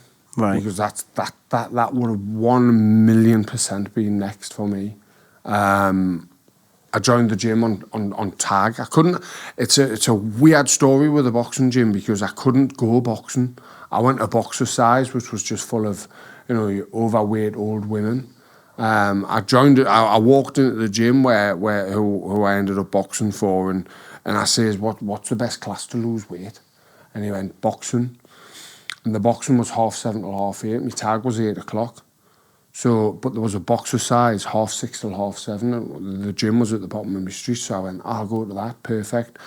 Anyway, come off, and they'd done a body sparring class. I'll never forget they'd done this. There was this big guy, a professional at the time, who boxed for them, and they'd done a body sparring class where he stayed in the middle of the ring, and all of us sort of people that went to box aerobics just used to do a round where we'd go in and we'd just hit him, and he'd just be covering and he'd be tapping your back sort of thing. And this was on Tuesday night, 6:30 till 7:30, so I was like, perfect, I can go to this class. So I went to the class, and I sort of, this was 2 weeks in of boxing. I was 135 kilo when I walked into the gym. I'm 110 now. So I was, like I said, I was massively overweight, on tag, a dickhead. And I'd done this body sparring class, and I put this kid down with a body shot, and then he was started lacing into me, and for the 2 minutes that you are in the ring, it was sort of me and him just sort of, his ego had been dropped because he had been dropped off a kid that was just coming to get fit. And I wasn't one of these kids I thought, wow. That didn't switch something in my brain where I thought, I can box, because 10 years later, I still cannot box. I'm just hard. I'm a shit boxer, but I'm hard as fuck. Like, I'm going to go in that ring, and you're not hitting it, you're not knocking us out. I'm gonna give you me all, and I've still got that mentality. And I remember Mark coming up to us, and he says, "Listen, like, what you do?" And I was like, "Yeah, I'm out." Like. And he took us on the pads at 5 o'clock. I used to finish work at 4 at IKEA. I used to go straight, and he took us on the pads 5 till 6. And while I was on tag, then I come off and I joined the boxing club. And then I had my first fight, I think, in the October of the and I was 132 kilo in my first ever fight. I stopped the kid in the first round. And the adrenaline, like I said, there wouldn't be such a thing as drugs if you could bottle up adrenaline and give someone adrenaline and say, take that. There's no better feeling. And I remember it was a Bishop Auckland Social Club. I had about 30 of my pals there. My brother, who is, I love to bits, and he's my biggest, like, he's been everywhere with us. And one of my best mates, Terry Hall, he's travelled, and they've been there from day one. And they're my day. Do you know what I mean? You've got people that'll just. I remember Bishop Auckland Social Club, and I just thought, this is for me. This was in the October 2014. I'd just joined the gym. I'd sort of only went in, get some weight off. You were fighting that quick? Yeah. But like I say, I was fighting. I wasn't boxing. No. And nothing's changed. Right. I'm fighting now. 10 years later, I'm still just fighting. Just put gloves on. That's my mindset. I'm in a fight. Right. I'm not. I'm never ever going to beat you on points ever. No. Like, I'm never going to stand there and be you can't hit me. Like, you know, it's never going to happen. You're just going to do it. I'm just going to hand down, head down. I'm going to hit you harder than you hit me. End of story. Yeah. And that's my mindset of training. Brilliant. And I've never changed that. So, listen, it's got you far. Do you know what I mean? Like nothing's ever changed. And nah. I've boxed like everything with what I've done now. I've massively overexceeded. Like people will go, "Oh he's shit." I'm like, and I'm shit. Like tell us something I didn't know. Like I read comments and stuff. Oh, he's fucking useless. I'd chin him, and I'm like, one, you wouldn't chin us. Because I didn't get chinned. Like you're not gonna, you might beat us on points, but you're not gonna chin us. But like they'll say, "Oh shit, how's he fighting? And I'm thinking, but you're watching. I'll openly. I said it live on Sky Sports in front of 10 million people. I said I'm shit. I'm not sitting here saying that I'm going to be a world champion. But what I will do is I'll give you 110%, and you'll get that every single fight. But I'm not a boxer. I'm not going to sit there and bob and weave. And I'm not Muhammad Ali. I'm George Foreman. I'm just going in there to knock you out. I've never heard a boxer say that. And like that's my mindset. And that, like I say, my mind is different. My brain is different. I am different. But that's me. Simple as that. Someone's getting it, me or you. Aye. So that's it. And that whole adrenaline I received from that first fight in the October, I just thought, this is for me. Yeah. Like, I've got an addictive personality, and the whole, it's either Batman, Disney, or Lego, and that transitioned into boxing. I reckon I've got 100 grand's worth of Batman stuff. I live at home. I live at home with my ma, sitting watching me TV that I pay monthly for in Littlewood, but I've got 100 grand's worth of memorabilia. I'm thinking, why don't I just fucking sell that and buy a house? But I'm like, no, I'm happy. I'm happy watching me next catalogue TV, and you know, and people think I'm some sort of millionaire because I've boxed on Sky, and that they couldn't be further. They couldn't be further away. You know, but like I say, I'm happy. I'm happy in my own little. I live in my own little bubble, and I'm happy living that way. You seem happy. You come across as happy. Yeah. But something's happened though. See, from this night in Bishop Auckland, right, where you've got this adrenaline rush. I know you've said, and very funny. I get it. I'm not a boxer. I'm shit. I get it. I don't think you are. But from this night in Bishop Auckland, you've gone off and won some things, because you don't just go from Bishop Auckland to Sky. So you've gone off and won some stuff. So you can't be that shit. Do you know what I mean? But at the same time, I think boxing wise, like when I say I'm shit, I'm on about, like, you know, I'm never going to be Muhammad Ali. I'm never going to get in that ring, you know, me, myself and Irene, your hands can't hit what your eyes can't see type thing. And I'm never going to be that person because I'm not afraid of being hit. And I think for me, and I've got a massive thank you to a guy called Chris Burton from down this way, Hightower. I know of him. I sparred with him. I'd literally been in the gym for a year, maybe at this point, and I was going in for my first national title. I was in the final, and there was a kid called Chris Burton. Chris was making a comeback. Chris had sort of, similar to me, round the wrong people at the wrong time, was a bad kid, and, you know, changed his life around and become a very, very, very successful boxer. And, you know, he's been over the world sparring. And I remember being this amateur kid and being told I'm going to spar Chris Burton. And even I didn't know who Chris Burton was. I don't watch boxing. Listen, I'll sit and watch football from 9 in the morning or 9 at night. I'll watch Botswana versus Israel on a Tuesday afternoon. Like, you know, I'll watch the African Cup of Nations. I'll watch any game of football. comes to boxing, I couldn't give a shit. I don't watch it. I don't find it interesting. Oh, wow. So I didn't know who this kid was, and I was in this gym that was sort of cold, and I remember going down it. Was it the football stadium? Underneath the football stadium was sort of Darlington, where the boxers were. Big glass building. That's it. The coach was a kid called Peter Shepardson, I think.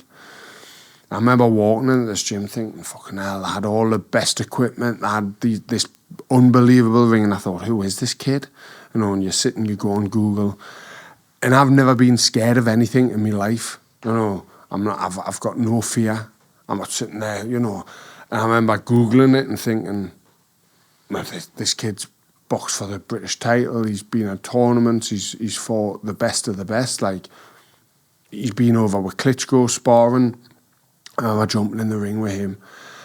And I remember him punching my fucking lights in. Just punching my lights in. I thought, you fucking prick, watch. I'm coming, and I'll come Monday, Wednesday, Friday for the next 3 months until I'm getting the better of you. Right. And I went every single, 3 times a week. I turned up, and I got better, and I got better, and I got better. It still punched me lights in, but I was gradually getting better. And he was one of the nicest kids, and he'd be like, right, you're doing amazing, you're doing well. And I went to the national title, and I become the under-20s champion.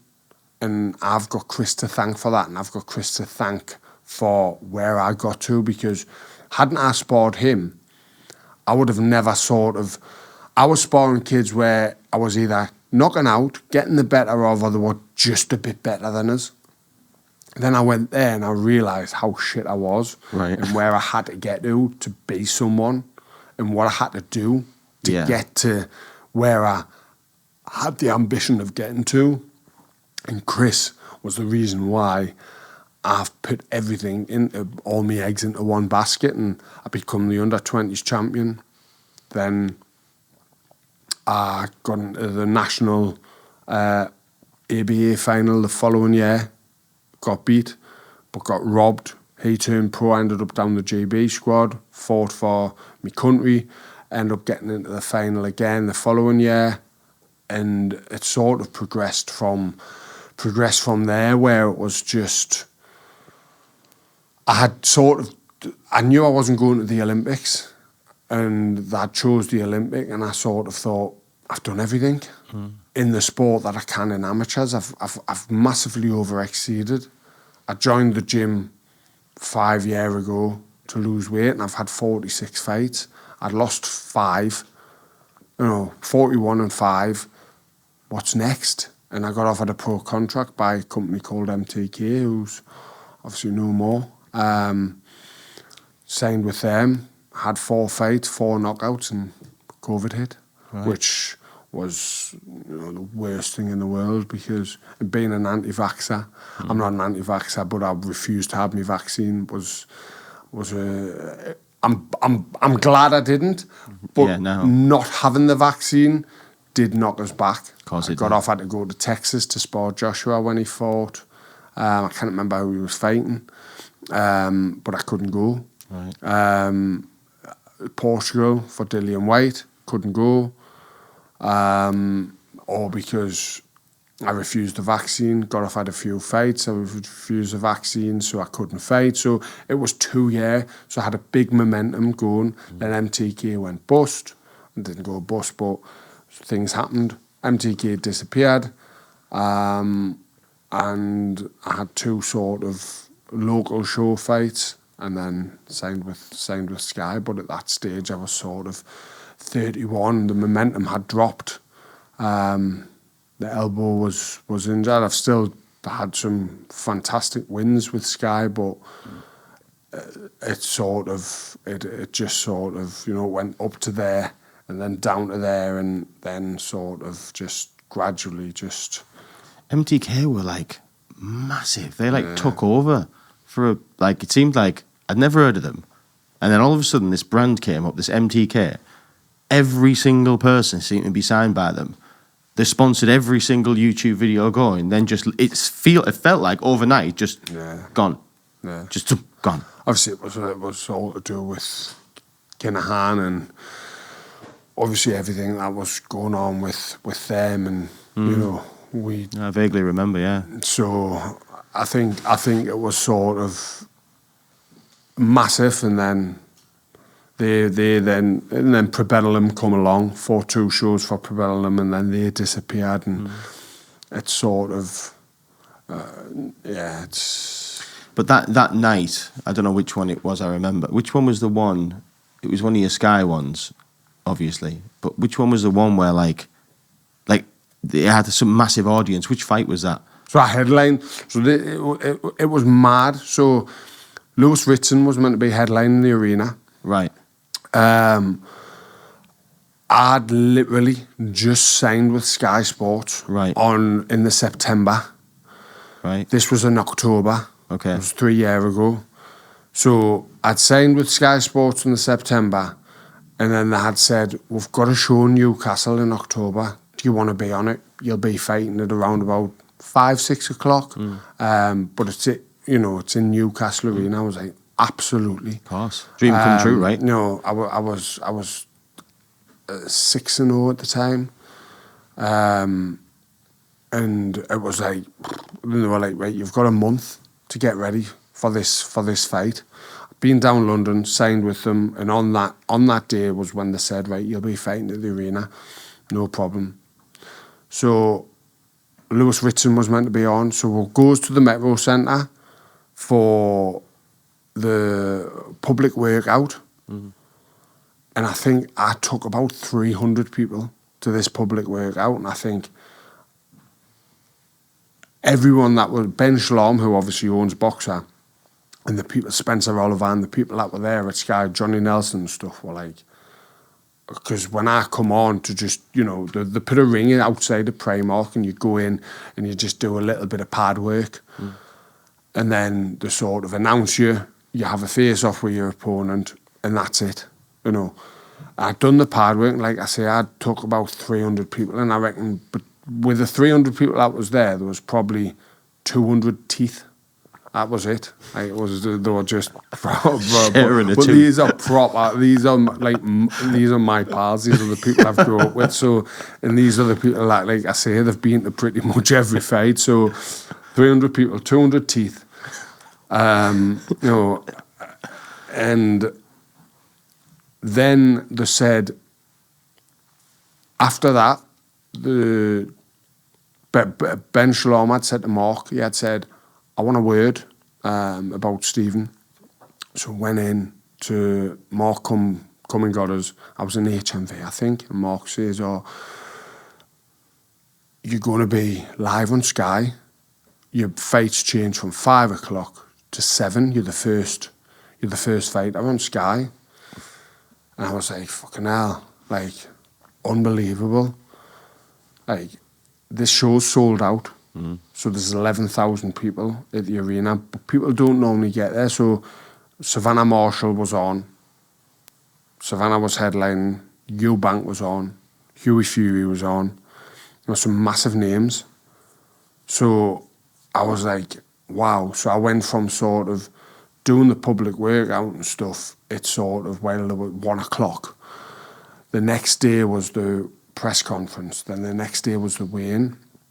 So I went from sort of being on when no one watched to then being on the main stage where everyone watches. That's live on Sky. And then this was on the Thursday. The press conference was on the Thursday, and it was at St. James's Park. And then the weigh-in was on the Friday, which was at the Crown Plaza. And again, there was about 200 people at the press conference. And then the weigh-in. And then Ritson pulled out on the Thursday to do with money. So that was he was headlining. And I was none the wiser at this point that I'd been moved, so Thursday comes, Friday comes, and then I've texted everyone, tell everyone who's bought tickets. I think I'd sold about 400 tickets, if not more. There's 11,000 people in this arena. So gets there for sort of 5 o'clock, goes for food to Nando's in the metro, in town, sorry. Gets to the arena, and I'm sponsored by Rivals, so I was fighting in Rival gloves, and the guy, he's called the Whip, he brings your gloves to you. So Mark goes to the Whip, he says, oh, we need Stevens, because the British Boxing Board have to watch you wrap your hands, and then they sign the wrap. And then Mark goes to the Whip, he says, listen, Stevens fighting in an hour, I want to get his hands wrapped. So the Whip's like, Stevens not fighting in an hour. He's on at 10:30. Oof. We were none the wiser of this happening. We hadn't been told. And he was like, well, what do you mean? They went, oh, he's headlining. He's the main event. So I've ate at 5 o'clock. I'm meant to be, I'm there. I'm in the change rooms. I've got me earphones on, thinking I've got an hour. I'm going to get my hands wrapped, then I'll get warm. To then being told you're headlining the show, and it was like I was sitting there thinking. I remember coming to this. I was 4 or 5 year old watching the Gladiators. My mum took us to see the Gladiators, and never did I think, and then I'd be there to watch Robot Wars and whatever. But like the thought that I'm headlining in my local arena in front of 11,000 people where I've been coming as a kid, it was just like, it wasn't like I say, words can't even describe. When people call us shit and when people say you've, like, that to me is like, there's nothing ever going to beat that for me. Walking out to 11,000 people of them screaming my name in your hometown. In my hometown. Knowing you're getting broadcast across the country. And just like, it was just, and I knocked them out in a minute. Wow. And it was just, what like, a fucking day. It's, like, I'll take that to my grave with being one of the maddest, proudest moments of my life. Mate, it's literally made my hair stand on end. Like, I'll never experience anything like it, but like, just thinking there, yeah, imagine like all that you've just said. You're a kid, you've been there, blah, blah, blah. You've walked out at 10:30. You've heard you can feel the audience, I can imagine. You can feel what the fuck, the lights and all this. And you've just knocked the guy out. And you're standing there in the middle with your arms up and you just thinking, oh my God, the whole fucking world's looking at me, yeah? And I've won. Like, yeah, my head's like imploding just thinking about what that felt like. But at the same time, it's good that I don't feel pressure. I don't get nervous. I don't have emotions. What, did you ask not fall out when you... Nah, I don't have any emotions. Like, I'm the dickhead who's sitting just like at a funeral, like just emotionless. Like, I don't have emotions. Right. I'm never sad. I'm never sort of like...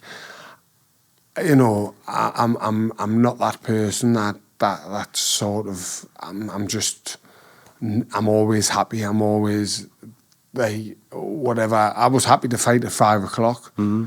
Then I was happier to be on at 7:30. So when I got told I was on at 10, it was like, I'm going to have to go back into town and get some food. I'll be starving by 10 o'clock. Do you know what I mean? Like, all I was bothered about, I wasn't bothered about that. I was like thinking, I need some food. Like, that'd be grand. Like, I want some Haribo and I want some Nando's. Like, how are you coming back into town? They were like, no, we can't go into town, Stephen. Like, you walk out here, there's 11,000 people walking in. Like, you're going to just be bombarded. But I'm not bothered about that. Like, I remember the next day going into madly. So the next day was our first game that we played Tottenham. Had just been took over. Right by we played Tottenham at home. Right, and we won 4-0. And obviously, I was at the game the next day in the box, and I was walking through. And everyone was wanting the photos with us. Everyone was like coming up to us and congratulating us, and I'm thinking, just Stephen from Bladen, like, this is mad. And on the Monday I went into Curry's. I can't remember what I was going into Curry's for. Batman memorabilia. And probably I was in Curry's, and like the staff were wanting a photo, and I, like walking around the metro and stuff, people coming up to us and asking us, and even still now, when people want a photo or people want an autograph, I think, what the fuck do you want my photo? What does that feel like? Like, because I've always wondered what it must feel like. It's just like, I'm thinking, what the fuck would you want my photo for? Like, come and knock on my house. I live in the council house in Bladen. Like, just come and knock on my door and like... Come in. Come in, we'll go and lend some sugar off next door because I'm skinned, but I'll get you a cup of tea. But, like, it's just surreal. Like, sitting in Nando's and some kid wanting you... Like, it's mad because... I've sparred everyone, Fury, Usyk, Joshua. I've sparred everyone you can spar, and I've never asked for a photo. No, I've got photos because you get photos. Like they'll get a photo, you'll get photos sort of just as the camp goes on, but never have I asked, "Oh, can I have a photo?" Right. Like, will you sign me glove? Like, because I'm there and I just think I want to be where they are, so they're no different to me. Yeah, they're obviously world champions, but they're no different to me within the sport. I want to be where they are. So I've never sort of looked at them like it's an honour to be in the ring with you. I'm still wanting to take your fucking head off. Like we're in there. We're in there to fight. Who's the best person? I mean, is this an obvious question? Who was the best person you sparred? Martin Bacoli, by far. Like, no one's heard of him. Like, oh, I've heard of him. He's only coming, like, everyone's frightened of him. And I've heard this. But he is... Listen, he sits there and tells everyone he's never knocked me out. No. Never, like, I've never been knocked, and never, ever, ever been put on the canvas, never been hurt, been thousands and thousands of rounds, and I've never been hurt. Never once. Because I'm just a Neanderthal, I'm just a big, thick fucking idiot. I just walk forward, smiling. Can't be moved. I'm just a dick, I'm just a cupboard. I am. People will spawn, people must think you're a knob, you, like, I'm just standing, walking forward, laughing, or I'm smiling, like, I say I don't get nervous, but when I do when I used to get told off by school or when I'm getting punched all over, I laugh. Like, right. It's sort of it's just a coping mechanism. Like an awkward sort of laugh where I just think, I'm going to laugh here because I'm getting punched all hour, so I might as well just laugh. Yeah. Like, so I'm walking in and bang, bang, bang, and I'm just like sitting giggling. They can see me giggling, thinking, this kid's a fucking dick. They think you're a maniac, mate. That's what they'll think. Like, he's a lunatic. Like... So, but Martin Bacoli is just, he's 24 stone and he has 100 punches. And I'm thinking, how can you be fit at 24 stone? And he doesn't tire out. He's 12 rounds in, he's still hitting you. And he's so elusive and he's moving. And you hit him with anything, and for me and him, it was like, we're both very similar, where we're just both daft Neanderthals that don't feel pain. I think we're both just, we could have both had a sledgehammer or a baseball bat, and I think we would have still been there now. Everyone's calling him the undisputed sparring champ, aren't they? With all the stories. I've heard a lot of stories. One thing with me, I don't talk about sparring. I'll never say, I've knocked out. Obviously. I'll never talk about. He does.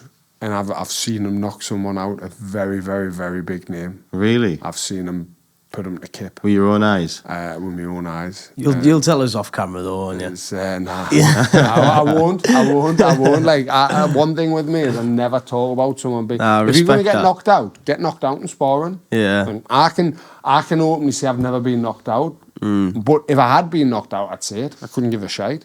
Like, but you could also count on that they wouldn't talk about it, probably. You'd hope they wouldn't. Because that seems to be, unless you're Martin Bacoli. But nah, I think a lot of people do. Right. I think I've probably got too much respect for people. You think? Like, I think, like, people will go to me, you need to call this kid out. And I'm like, no. Like, I'm not sitting there on camera telling someone he's a dickhead and because he's someone's son. Like, and if someone done that to me, I remember Babbage. I remember at the Babbage press conference. You just raged him. He was, and I come off camera and I went, right, you fucking dickhead. How then? Come outside. whoa, it's for the camera, it's for the camera. We fight in the ring. I says, no. You've just said you're going to end us. Come and end us. Says you come and end us. And that went viral because somebody had a video phone. And you forget about video phones. That's another thing that stopped so much. Is kids just pulling camera phones out now, and I was absolutely foaming. I was that close to knocking them clean out. But my mum and that was there, and I wouldn't hit someone in front of my mum. And I think if my mum wasn't there, I would have lost all my money. I would have lost everything because I would have hit him, because I thought, you disrespectful prick. Like, I hate disrespect. What's one of my pet hates is people who are disrespectful and who are ignorant. They're two of my biggest pet hates. But I guess whenever you're at like a press conference or like you've got a bit. I mean, I imagine, of course, there's an element of it's all for the camera, innit? Do you know what I mean? Like some of that like trash talk. I can't do it. No. I don't do it. Like, I've been offered a big contract, and I've been offered a box for Misfits, and I've said I can't do it. No. Like, I can't bring this persona out of. If somebody pushed me on stage, I'd knock them clean out. Just like, I wouldn't be sitting pushing them back and I'll see you on Saturday and reading the script off me off my phone. I just couldn't do it. No. If somebody pushed me or got in my face and sort of put his head into mine, that's why when I see people get red cards for pushing someone, I think, are you for real? Why didn't you just knock them out? You're getting a red card anyway. I've never. If somebody pushed me or if somebody got in my face, I'm not about this playing games and calling people out and stuff, and I'm just. It's not for me, like. No. So that Misfits just would be. Is there any of that? Do you know? You see them like the press conferences and the face-to-faces. Obviously, from our side of it, we just see what's on the telly or what's on YouTube. Is there like behind the scenes? Is there like some like I don't know, some like incentive or give him a push? Oh, 100%. Are they egging it on? Right. Yeah, you get told to. Right. They were saying to me when I fought Campbell, push him. And I was like, say this to him, say that to him. I was like, no. And I ended up kegging him. But I keg people all the time. I'm a very good kegger. Like, all my pals will say that I'm the best kegger. You've probably seen some of them on my Instagram. Like, I keg people all the time. I'm the best kegger. Oh, mint. We went to the cinema the other day. Kid's got a packet of nachos. Frankie, packet of nachos, a drink. He's standing, I'd literally just passed him. I go, woof, cock out and everything. It's the middle of the audience cinema. He's like, mate. I am a good kegger. Like, so, like when they were like, and again, that went viral. Like, had I pushed them, and people would have just thought, but I didn't keg him because I got told to. I kegged him because I just thought it was the right moment at the right time. Like, I thought, I'm getting his cock, yeah. Like, I'll size him up 4 or 5. I'm skint. Like it was just, I just like kegging people. Not that I like cocks or horses. I just like kegging people. I think it's a funny. It's good to have a hobby. Yeah, it's good to have a hobby. Collecting Batman things and kegging people are my 2 favourite things. I just think there's nothing better than kegging someone. Like, no. It just it never gets old. It's the ultimate, isn't it? It's the ultimate. Like, have you been kegged? Yeah, it doesn't bother us. I'll say to people, keggers. It doesn't bother me one little bit. Like a reverse keg. I couldn't give a shit about being kegged. Me. You've had a brutal one, haven't you, South Bar? Yeah, I got kegged in front of the lass that I fancied at school. All of a sudden, just out of nowhere, just my little pecker out in front of everyone. It was brutal. It wasn't nice. See that should have been where you were just knocking at the boot in that face and just dancing at the poncho style. Just it was a cold day, Steve, mate. Nah, it's not worse than them like having an innie, like a walnut whip. but like I say, I do like a good keg. Like, I do like it. Mate, we used to have a keg at school. It was like we've seen kegs, but there used to be in our school we did kegs like and more. So it would be a 2-man job. You'd be kegged, but then you'd be pushed over someone as well. Have you seen like the keg where you end up on your ass? I've done that to Joe Laws. Joe, bless him, he was standing, and it was only a few weeks ago. He still talks about it now. But anyone who's watching, just message Joe. So it was a Fed. There's an event called D-Day, and it gets 1,200 people there. It's sold out, everything. He was standing talking, but he was in front of me. I kicked him, stood on his boxers and pushed him, so he's just standing there, cocking balls, arse in the air, and he just stood up and he was like, "You're a fucking nightmare, you," like. And I'm just sitting, everyone around's gigging, but I don't laugh. Like I don't do it for I just love kicking. I need to go into rehab or something, kegging rehab, because I just love to keg people. It's just, so I'd done it, and then I was just like gone on to my conversation back to the person I was talking to, you know, like it was, he's just normal. You just, yeah, it's the ultimate, innit? A kegging. Yeah, kegging. It's literally the ultimate, like a public kegging. Like, oh. I'm happy to say I've been kegged, but it's only been around like the boys. Do you know what I mean? It's never been anything too bad. It's just been like the lads and you fucking, you know, one of them. Middle of Asdam and everything. I'll get some on me. Like Frankie's the worst for it because he wears shorts wherever we go. He's a big kid, so he doesn't tie his shorts. And every time I'm with him, every time I'm with him, I'll keg him. I'll keg him once a week. But he was in prison. And he used to ring us, and he stopped ringing us because I'd be like, "Did you get that stuff I sent in for?" He'd be like, "Mate, they're listening to the calls, like, fuck off." Got his pad spun 3 times because of us. And if you know anyone in prison, if you pretend, he has a tip for anyone watching, if you pretend you're a bird and you write in to the prison and you say, "Oh, listen, I've just tested positive with chlamydia or gonorrhea, and one of your cellmates, blah, blah, blah, say where he is, what prison he's at. I slept with him within the last sort of 12 months, and I'll have given it to him." They get whipped out the cell, they get taken down to the nurse, and they get the full shebang of... It's a good way to... so I just, any of my pals that go into prison, the first thing I do, write a letter, pretend I'm some bird and say that they've got an STD. Have you had the chlamydia test so far? No, never.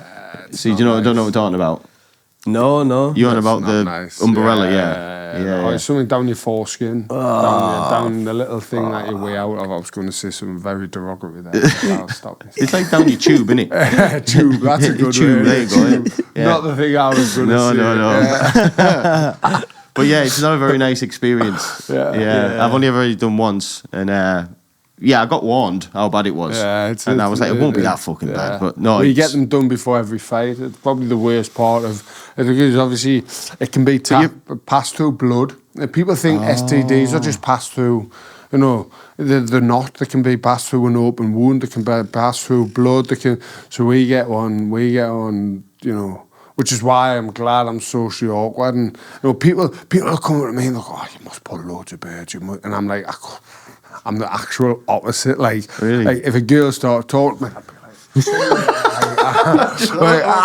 like, when I'd done security, they know the girls would come and talk to us on the door, and I'd be like, "I've got a girlfriend." Like, I've never been to a strippers in me. Like, I went into a strippers once. It was David Hay versus Bellew, and the only place we could get tickets was the strippers. Right. So I was like, I'll go in. Like I say, obviously with the autistic thing and stuff, like I do, like there's certain things, and I knew the manager, Turnip, and I said to Turnip, I went, "Listen, mate," I says, like, he was like, "Oh no, it's sound." He says, "When the boxing's on, the girls aren't allowed to come and talk to you."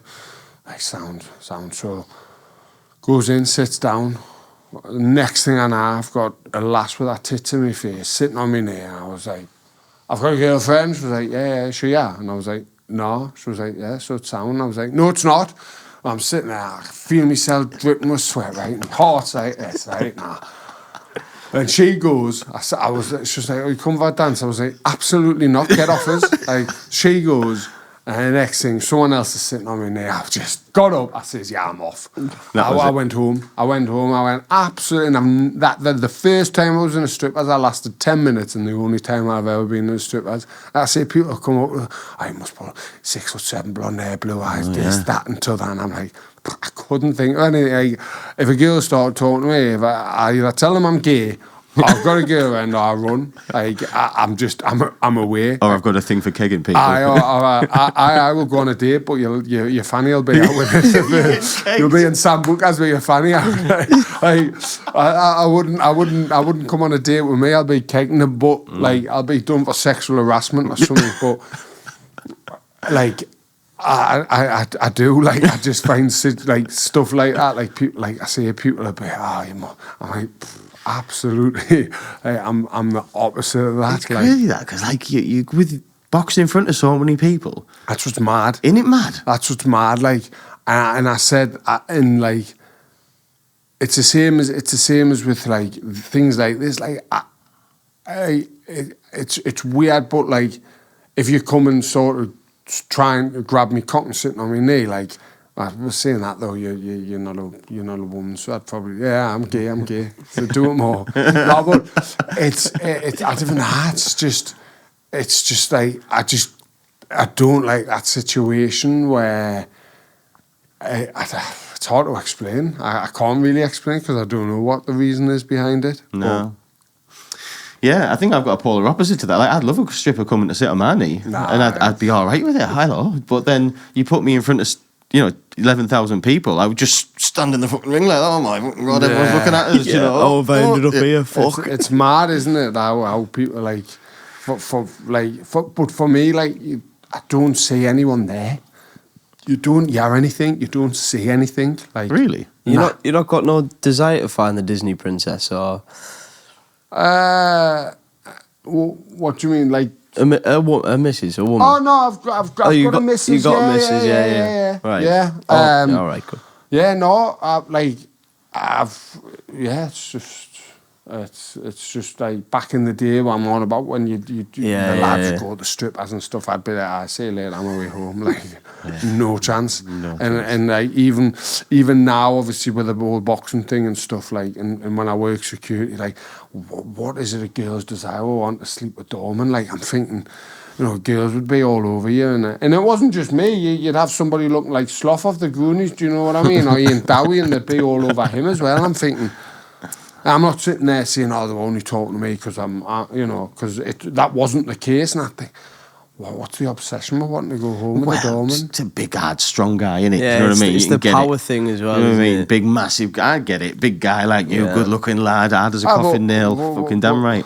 Do you think they make you wear the badge while you're humping them as well? Stand there. I'm sure it's happened. Stand there. You know what I mean? It's not for it. It's never been... I've never been, like I say, even when kids were obsessed with girls at school, and they were going on dates, or they'd be coming in and I think I had a girl in the car park the other day, and they'd be talking about it. I was like, I beat someone 7-4 on gates. You're a different I beat someone 22-10 on Kirby. Yeah. Like I was just obsessed with football and playing hide and seek. No time for that nonsense. No. What we playing? That's right. Like, all right, great, well done. But get your boots. Do you want to go jump at a goalpost down at Wickham Park? Like, that's just. I've never been interested in sort of that sort of side of things. Mad, just not mad, just unusual to me. Just that, again, someone who can do that. I've seen you on YouTube talking. I've seen you come here. You don't know us. Yeah. Straight in, have a conversation. But just that those sort of situations, just. I think it probably comes down a bit to your respect thing. You were saying the one thing you don't like is disrespect and ignorance. So like you wouldn't want to go and disrespect a woman. So I think so, because they're somebody's daughters, they're somebody's kids. Like, I remember seeing the amount of, when I worked on the doors, the amount of doormen I've stopped taking girls home. And I've been like, are you for fucking real? Like, look at the state. She can't even stand. Like, you take her home and I'm knocking you out. Like, have some respect. Like, what would you do if that was... What would you do if you were sitting and your sister didn't come home? What would you do if you were sitting in the house and your girlfriend didn't come home? Like, have some respect for this lass who doesn't... And the problem is you wake up and imagine, who are you? And the next thing you know, you're on a rape charge because they haven't got a clue who you are. Yes. Or you've got to, you hear stories, and I just think like amount of risky game. Risky game. That like I've put so many girls in taxis, or I've gotten the phone off them and I've made them put the pin in, and I've rang the mum or the dad and I've said like, listen, where do you live? Like, I'm going to pay for you. And I don't know these girls from Adam, and I've paid 22 quid for an Uber to get them sent home. And I'm never going to see them again. But for me, I just think, if I was sister, I don't know, I've got nieces, and they're going to be drinking one day. My sister's been out drinking, and like the thought of me knowing that they're home safe, and the gratitude that their parents are knowing that they're safe and they're not going to turn up. And I think that's the shit house with friends. You think, you see friends all disappearing from a group of friends because that friend's sort of fallen asleep on the sofa, and I think, our girls are being kicked out. And I've gone to the friends, your pal's being kicked out, go downstairs and say, man, fuck her. And I'm like, she's mortal drunk, like, go downstairs and say her. Yeah, like, scary. She sat in a doorway somewhere. Aye. And they're like, no, we're out to enjoy ourselves. And I think, yeah, risky, innit? It's just stem back to the start of the conversation. You see who your real friends are when when that sort of things, and you find out what your use is for. Because if one of my pals got kicked out of bar and was mortal drunk, I'd make sure he was home safe. Right, like, I tell you what, your missus must like that side of your character, your personality. You know, you say you don't like the social interactions. Like, I think she knows, because I wouldn't be one of these kids that would be, I do this and I do that. Do you know what I mean? Like, I think you get it from realising that. I think the way you speak and the way you come across, you're either respectful or you're not. Do you know what I mean? Like, no, what I mean is the bit where, like, you know, you said, like, if you know, you don't like being in strip clubs, or, like, you know, a bit socially awkward, I guess you would describe it as with ladies and stuff. Like, if you ever come home late, your missus isn't thinking, is he with a girl? She'd be thinking, is he out playing Kirby somewhere? Aye. You know what I mean? Yeah. Where's he playing gate? Yeah. What street lights are under? But at the same time, like, I think that's what I'm saying. It comes from respect. Like, I'll always where you know, we'll be texting on the night time, or I'll sort of, I don't know. It's just sort of, it's one of them where you're saying she probably loves that I'm so short, but she probably hate it when we're dating and I wouldn't talk to her, I'm looking away. Or, do you know what I mean? Like, I didn't have sex for 7 months because I'm like, get off us. Like, how did you meet your missus, if you don't mind me asking? I just knew each other, sort of. So I was in a very, very, very toxic relationship before sort of meeting her. Got cheated on. Found out, but again, the beauty of it is that I don't hold emotion. So when I got cheated on and realised that she was cheating on us, had a house with her, and that, I was like, sound, see you later. Like, no problem. Like, it is what it is. And it sort of just stemmed from there, where she knew both of us and was a bit confused at how she had went in a relationship on Facebook. Not knowing that, and you know, we got talking off the back of there, and sort of talking through, just sort of through social media. But I knew her outside of that, and I think for me, like, she realised that I was never sort of, would talk to each other on social media, but never in a flirty way, because she respected I had a girlfriend, and she knew that I was never sort of flirty with her. We'd just talk to each other about random stuff. I'd put a post up and she'd comment laughing, but she knew that I was with, you know, the girl at the time, and sort of, I think, sort of, had I have been like, oh, do you want, what you doing tonight, or such and such is name, I won't mention her name, but it's like Voldemort, such and such is name, like, do you fancy? I think, and that's another thing too. So dating, like, I honestly would, if I could get rid of my phone, like, I've got 0 games. The only thing I've got on my phone is Spotify and Disney Plus. Like, I've got 0 games. I don't watch, like, if I could get rid of my phone, if people didn't use WhatsApp, I'd have a Nokia 3310. Like, I sort of try and be off my phone every night at sort of 9:30, 10 o'clock. When I'm sitting at a meal, it goes down. Like, if I could go back to the 1950s and live, I would, because the respect men had for women, you know, you didn't ever see divorces, you didn't ever see cheating, you didn't, you know, this, now we're living in an era where it's so easy to cheat, male or female. It's so easy to, you know, you can go on websites and get a prostitute like that. You know, you've got things like Viva Street, where you're sitting away with the lads, you've had a bit of that, you've had a few drinks, you just go on Viva Street, you book a Ukrainian to come round and pay her 90 quid. It's mad. But I know pals that do it. Like, I know people who do it, and I think, like, that is insane how easy it is. You can go on like these like Tinders and Grinders and Plenty of Fishers, these websites. Oh, I'm in a hotel, you know, and it tells you who within a mile who's there is there, and you start messaging them, and they're in your hotel within. And again, I've seen that, and I think, you've got a girlfriend, they've probably got a boyfriend, and you're probably both cheating. You're probably both lonely. You're probably both, you know, at the time you think, oh well, I'm never going to see this person again. And I just think, how's that?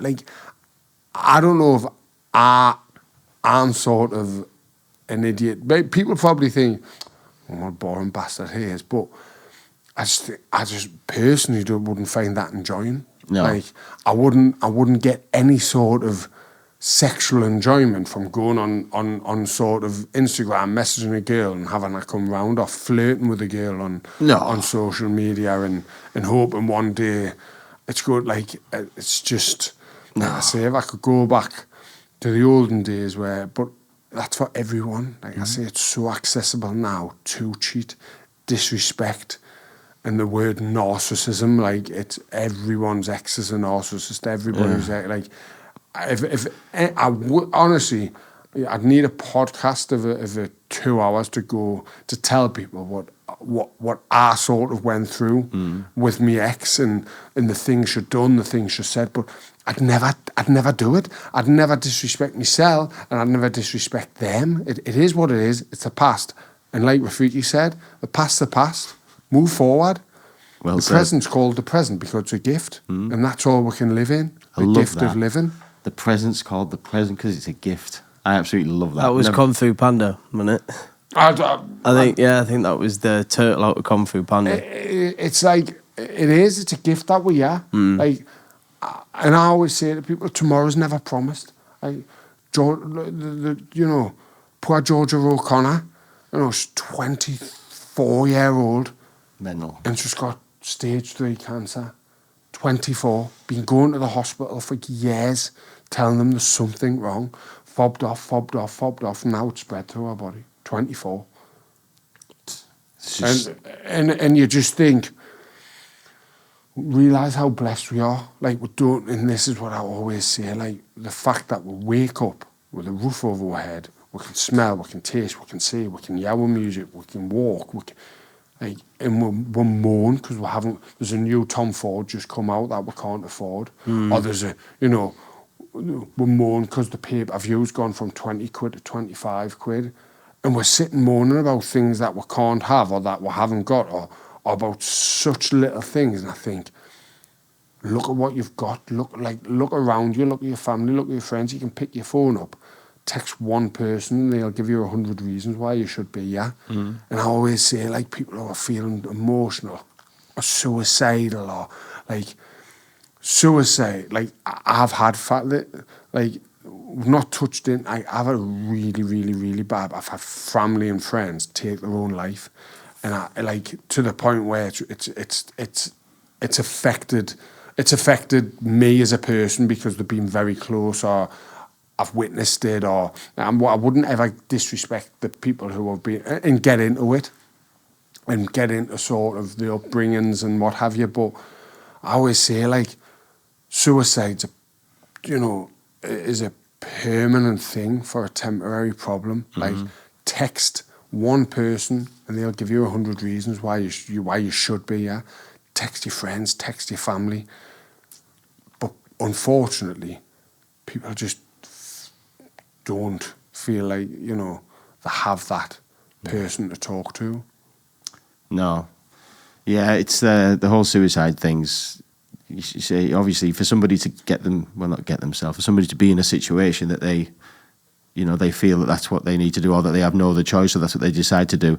First things first, that person must be in a very horrible, horrible place, and it must be minging. But what everybody does, you know, you need to think about what comes after that, because it might end for you, but it starts for everybody else. You know what I mean? It's that's the thing, innit? Like, if you know, for every one life, there's many people that you're going to devastate. You know what I mean? After that, right? That's true pain. Like, yeah, if man. somebody said, "Oh, what's the hardest fight you've been in? What's the most pain you felt?" What the biggest pain is not being able to have that conversation with that person that you want a conversation with. There's nothing comes close to that. Being able to talk to that person once more, that's real pain. Like standing in a ring and taking punches isn't pain. Like, it's temporary. You know, the real pain is the people who are really struggling with mental health. There, you know, people who are born with, you know, there's a little girl who I know with a brain tumour, and she's in hospital every day, and like I say, you've got the likes of Georgia, and you've got, you know, people who have taken their own life, and their parents haven't. They're the ones in pain, not me standing in a ring getting paid to take punches. Like, that's something I've chose to do. These didn't choose that. These are the ones that are in pain every day, having to visit hospital every day, and, you know, people who are blind, people who are deaf, people, you know, these are the ones that are dealing with everyday struggles. And we moan about the simpler things in life, like bare necessities, which is why I think everything relates to Disney. I'm covered in Disney tattoos, but they've all got a quote on, and every single one of them relates to real life. Yeah, like everything. And I think that's why, as I say, the older you get, you realise how much Disney relates to, like, the wisdom that he speaks, the things that he comes out with. Like, if you can dream it, you can do it. I'm the perfect example of that. And I would have never, ever, ever thought that I'd box for GB, you know, have a GB vest in my house, have an English title, amateur English title, and box live on Sky and headline my own arena. Like, if someone had told 10-year-old me that I'd be doing that, I would have laughed at them and kegged them. But, like, you know, like, if someone told 10-year-old me, you'll never touch a drug, you'll do this, you'll do that, and this is the person you'll become, I would just laugh at them. Like, which is why I love Sam Fender as well, because he just seems so down to earth about his childhood, about his upbringing, and he's just so appreciative of what he's got, and everyone around him supporting him. And that's why I say, when someone asks for a photo or an autograph, it's just surreal, because I'm just Stephen Robinson. I'm just me. To you, you're just you. Yeah. Like, you know, walking through the Metro, and I'd still be, if I become world champion, touch wood, or if I become massively big within a sport, I'd still do the same. Nothing would change. Nothing would change. I'd still be on Klarna getting, you know, me paying it with 3 installments. Like, I can afford a pair of trainers, but I still get it on Klarna, because I'm thinking, it's 40 quid a month, or it's fucking 120 quid. What's the point? Just feels better. I just get on Klarna. I don't know why I do it. I don't know why I do it, but everything's on Klarna. My Klarna account must have about $4,000 on. Do you feel that, like, because you don't know, like, I get so deep in Klarna and ClearPay that I don't know where I'm at with it, and it'll get to the checkout. I'll be like, I haven't thought about Klarna and ClearPay at this point. I'm going to buy this thing. And I'll get there, it's 200 quid or something, you know, 300 quid, and you're like, and you're going through the checkout, and you're a little bit sad, like, I shouldn't really be spending this. But then the joy I feel when I see that little option, and it'll say ClearPay Klarna, and I'll go, and I'll click it, and I'm typing my details in. Sometimes it says nah, do you know, if I've had too much. And like, when I'm pressing it and the spinny round thing comes, I'm like, come on, like waiting for a horse race to come in. You know, it's mad. And you're like, but then you're watching your bank account, PayPal paying 3 come out, Klarna, come out, clear pay. And I'm like, for fuck's sake, I forgot about that 72 quid. I forgot about that 46 quid. Oh, you and wounded. Every other day, there's a 46 quid, a 77 quid. Just idea what it's randomly for. coming out. No idea. I have to go on my account and I'm thinking, when the fuck did I buy that Batman Lego? When did I pay 480 quid for the Lego Disney Hotel? Like, am I for fucking real? Like, I'm sitting in my council house, but I've got like every piece of Batman Lego you can have that are still in the box. I'm never going to make them. No. Because my big dopey hand and my ADHD, God knows what I'd end up with. I'm never going to make them. I've got the Batman mobile, but it would end up looking like a fucking JCB or something. And I just think, it's just sitting in my box collecting dust, but I've got it. On I'm Klarna. paying money on Klarna. And like I say, it'll come out and I'm thinking, why'd I pay 480 quid for that? Nah. The Disney Castle, why? But looks unbelievable in my room on top of the cupboard that nobody's going to see. No. But at the time, I wanted it. Yeah. So that's all that matters. I got it. You wounded that, you weeks later when them clear pairs come out. Wounded. Mad. Every day, or every other day, Fucking hell, man. £46 comes out like a 32 quid, and I'm getting texts and I'm thinking, fuck's sake. Yeah, the missed ones. Yeah, clear pair's been missed off. I have to move it from there to there. Fuck's sake. Yeah. God bless Klarna and Clear Pair. Yeah, thank you. That was great. But now you can get like your Iceland order and Klarna. You can just eat. Just eat. Like, that's mad. You can get a 20 quid burger up on Five Guys and pay it on Klarna, like in 3 installments. That's rad, isn't it? I've never been there yet. Like, and that's not there yet. That's mad that you can do that. You know, like if you can't afford a burger. Just like that's what I'm saying. Like too many people are looking at what the can't have and being upset, like, or they're getting themselves in so much that I see me mum and dad, like, up until it went bust, Toys R Us was still paying Toys R Us catalogue, like, you know, the Toys R Us from 15 years, getting Provi loans for Christmas. Like I say, they've done everything they can. And I've got a tattoo on my back, Ohana means family, family means everything, and never leave anyone left behind. Like, that to me, of Lilo and Stitch, that's one of the best mottos. Like, family to me is everything. Like, I've tried to move out, but I always end back with my ma. Like, the love I've got for my mum's like, no, that. And I think that's why the respect I have for girls stems back to my mum, my nieces and my sister. Of course. Like, because I just think if someone does, and that's what took us away from the drink, that Chinese guy thinking if someone done that to my dad or my mum or my sister, Helen. like, and everything stems back to the respect I have for my family. So the not drinking comes back to what if. They're never taking a girl back, they're never talking to a girl, they're not being at a strip as that's somebody's daughter, that's somebody's sister.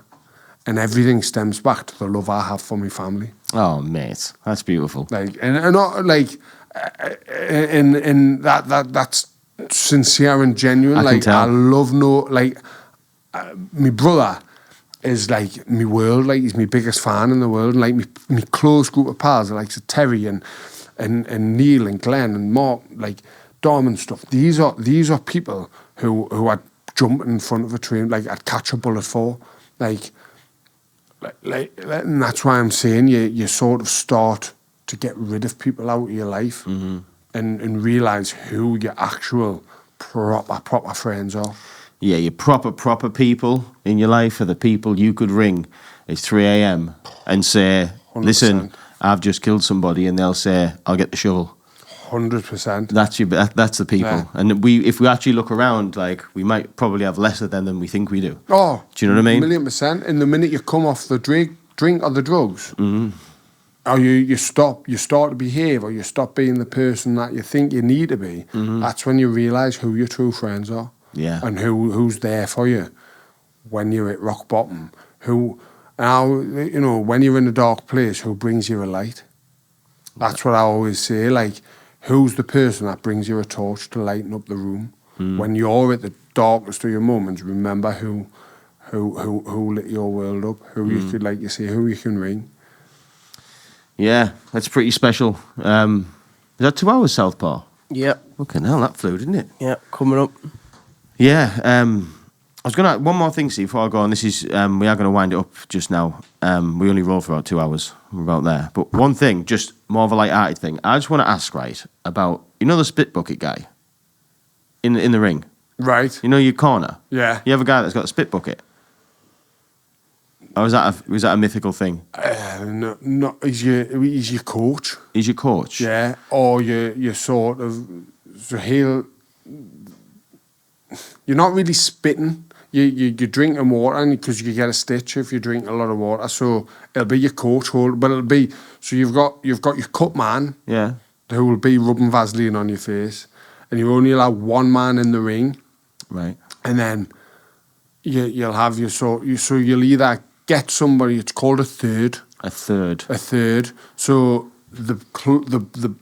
they'll like Sky Sports will pay somebody. It's £200 for the night, and they'll be everybody's third. Right. So you'll have two. You'll have a home third and an away third. Right. And they'll come. They'll not tell you anything. They'll just pass up for Mark. They'll pass up the spit bucket. They might pass up the gum shield. They'll pass up the Vaseline, the jumbo to the cut man. Yeah. So they're just there holding everything. So they'll sort of have a plastic box with everything in. Like a cleaner's box type of thing. Yeah. They'll have the water in, they'll pass you the water, and they'll just pass up to Mark. Right. But a lot of people have 2 coaches, or 3 coaches, or 4, but you're only allowed 3 in the corner. Yeah. Cut man, coach, and, your second. Right. But the second isn't part of your team, basically. It could be. You can choose that. Yeah. So I've got like Mark, Joe, and Jumbo. So Jumbo's my cut man, and Mark and Joe sort of switch roles of who's the second and who's in the ring with us. So they're my 2 coaches. Just quick next question: a cut man. Yeah. Obviously, it's also a very interesting thing. Like, what are they like? What they're good at cuts? Are they doctors? They're doctors. Right. So they're like medics. Right. So they'll know how to stitch. But the thing is, all you do with the cut is put adrenaline in. Right. It just stops the bleeding straight away. Like, they don't need to do anything. They need to know where to rub Vaseline, and they need to put adrenaline in. Right. And that's it. Right. Because the adrenaline literally just stops you from bleeding. It'll keep you fucking awake for a week, but it stops you from bleeding. I remember the first time I had adrenaline, I texted Jumbo, and I was like, Jumbo, like, what the fuck is going on? Yeah, I am wired. Like, why? And he was like, "Ought to be the adrenaline I put onto the cut." Just done a box of Lego in 7 minutes. It was mental. Never. Like, it was mad. Like, have you seen the film Crank? Crank. With Jason Statham, where he's running around looking for the epinephrine. That's what adrenaline is. Right. He's looking for epinephrine. He's sniffing all them nasals. And he's just like that. And he's like... So it's like speed or something. Times 1,000. Like, it's mad that it, like... Well, imagine skydiving. Yeah. Like, that. Like, the feeling you get from that. Like, imagine skydiving, strapped on to Margaret Robbie, and you're both naked, like... I've got respect. I wouldn't do that. No.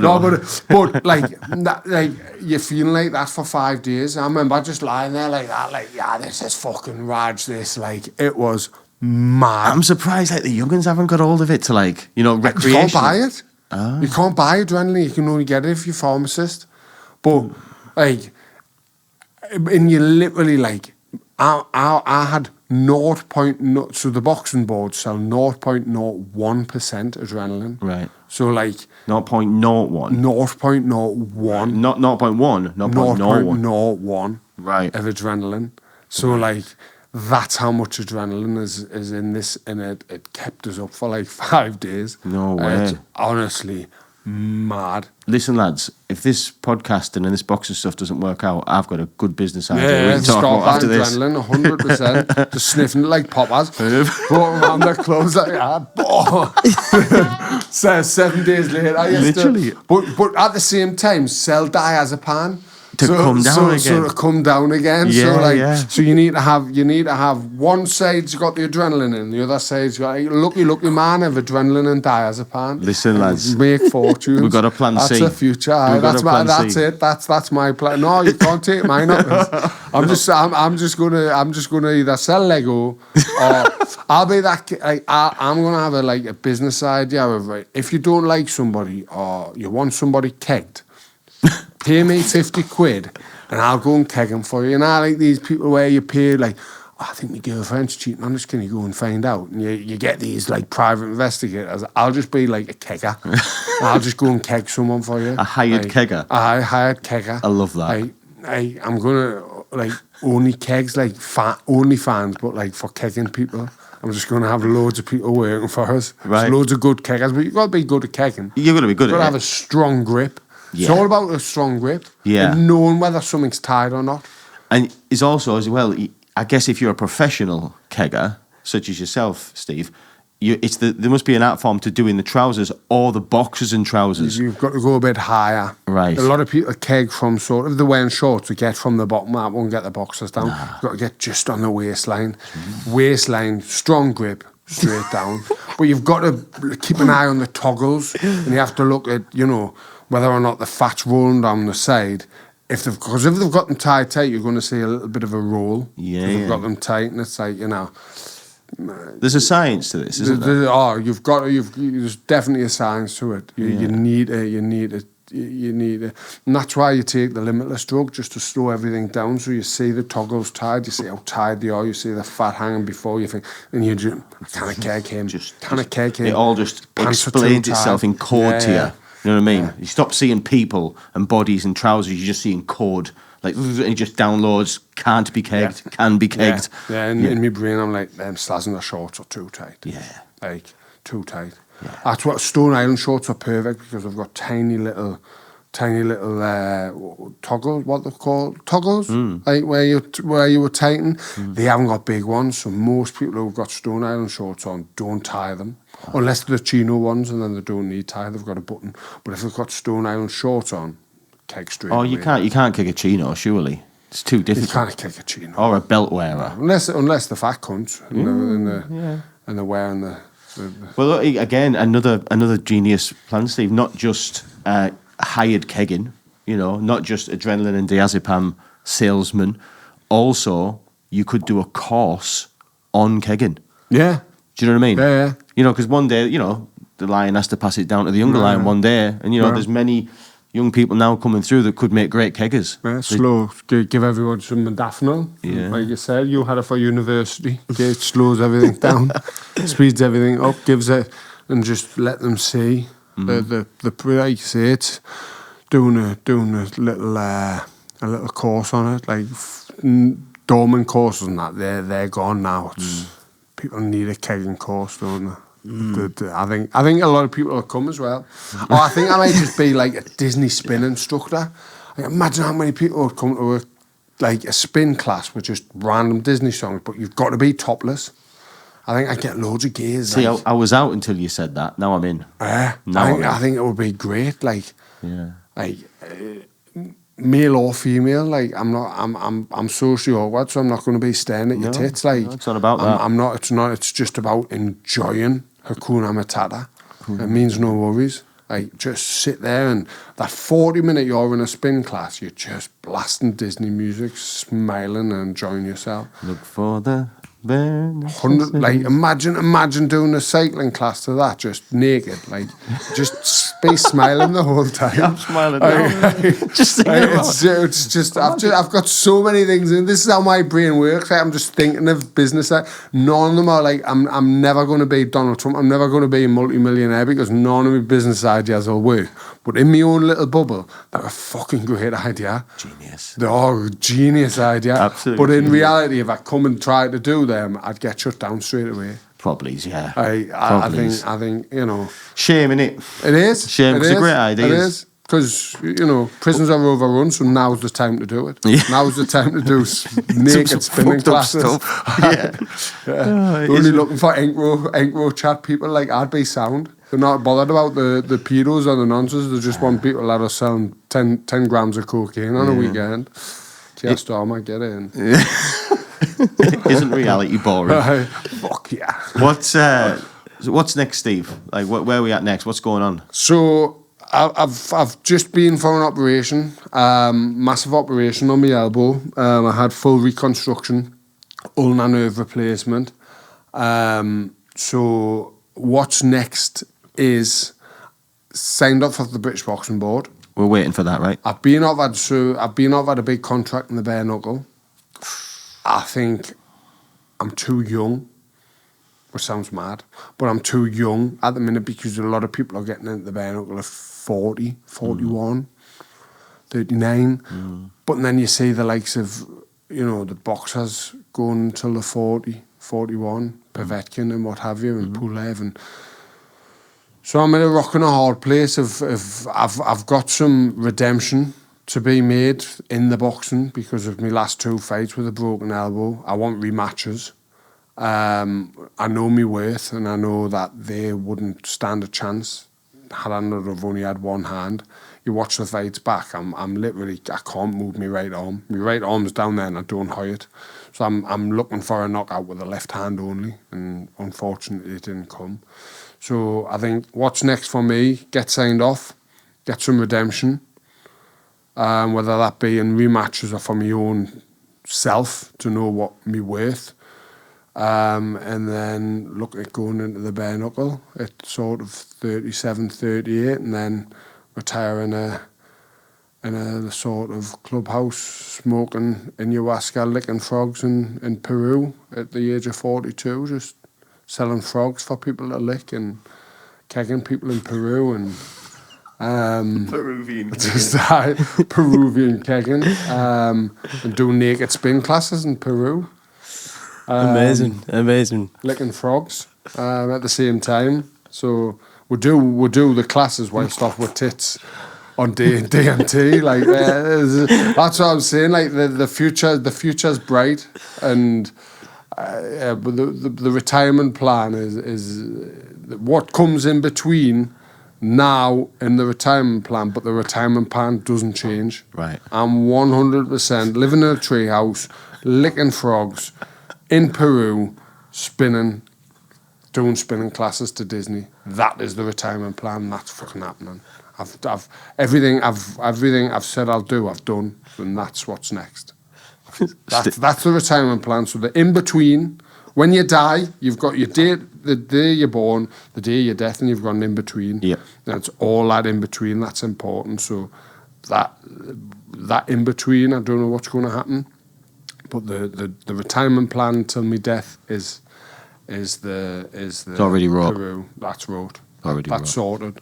That's sorted. Beautiful. Steve Robinson, thank you Thank you. very much. This has been wonderful.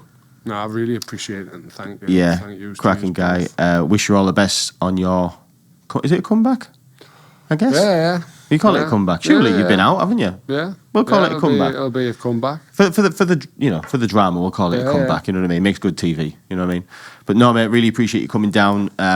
Cracking bloke, very funny. One of the nicest guys I've ever spoke to. Much respect. No, thank you very much. Thank you. Ladies and gentlemen, that's been People Like Us. Thank you very much for watching, and we will see you next time, or in Peru.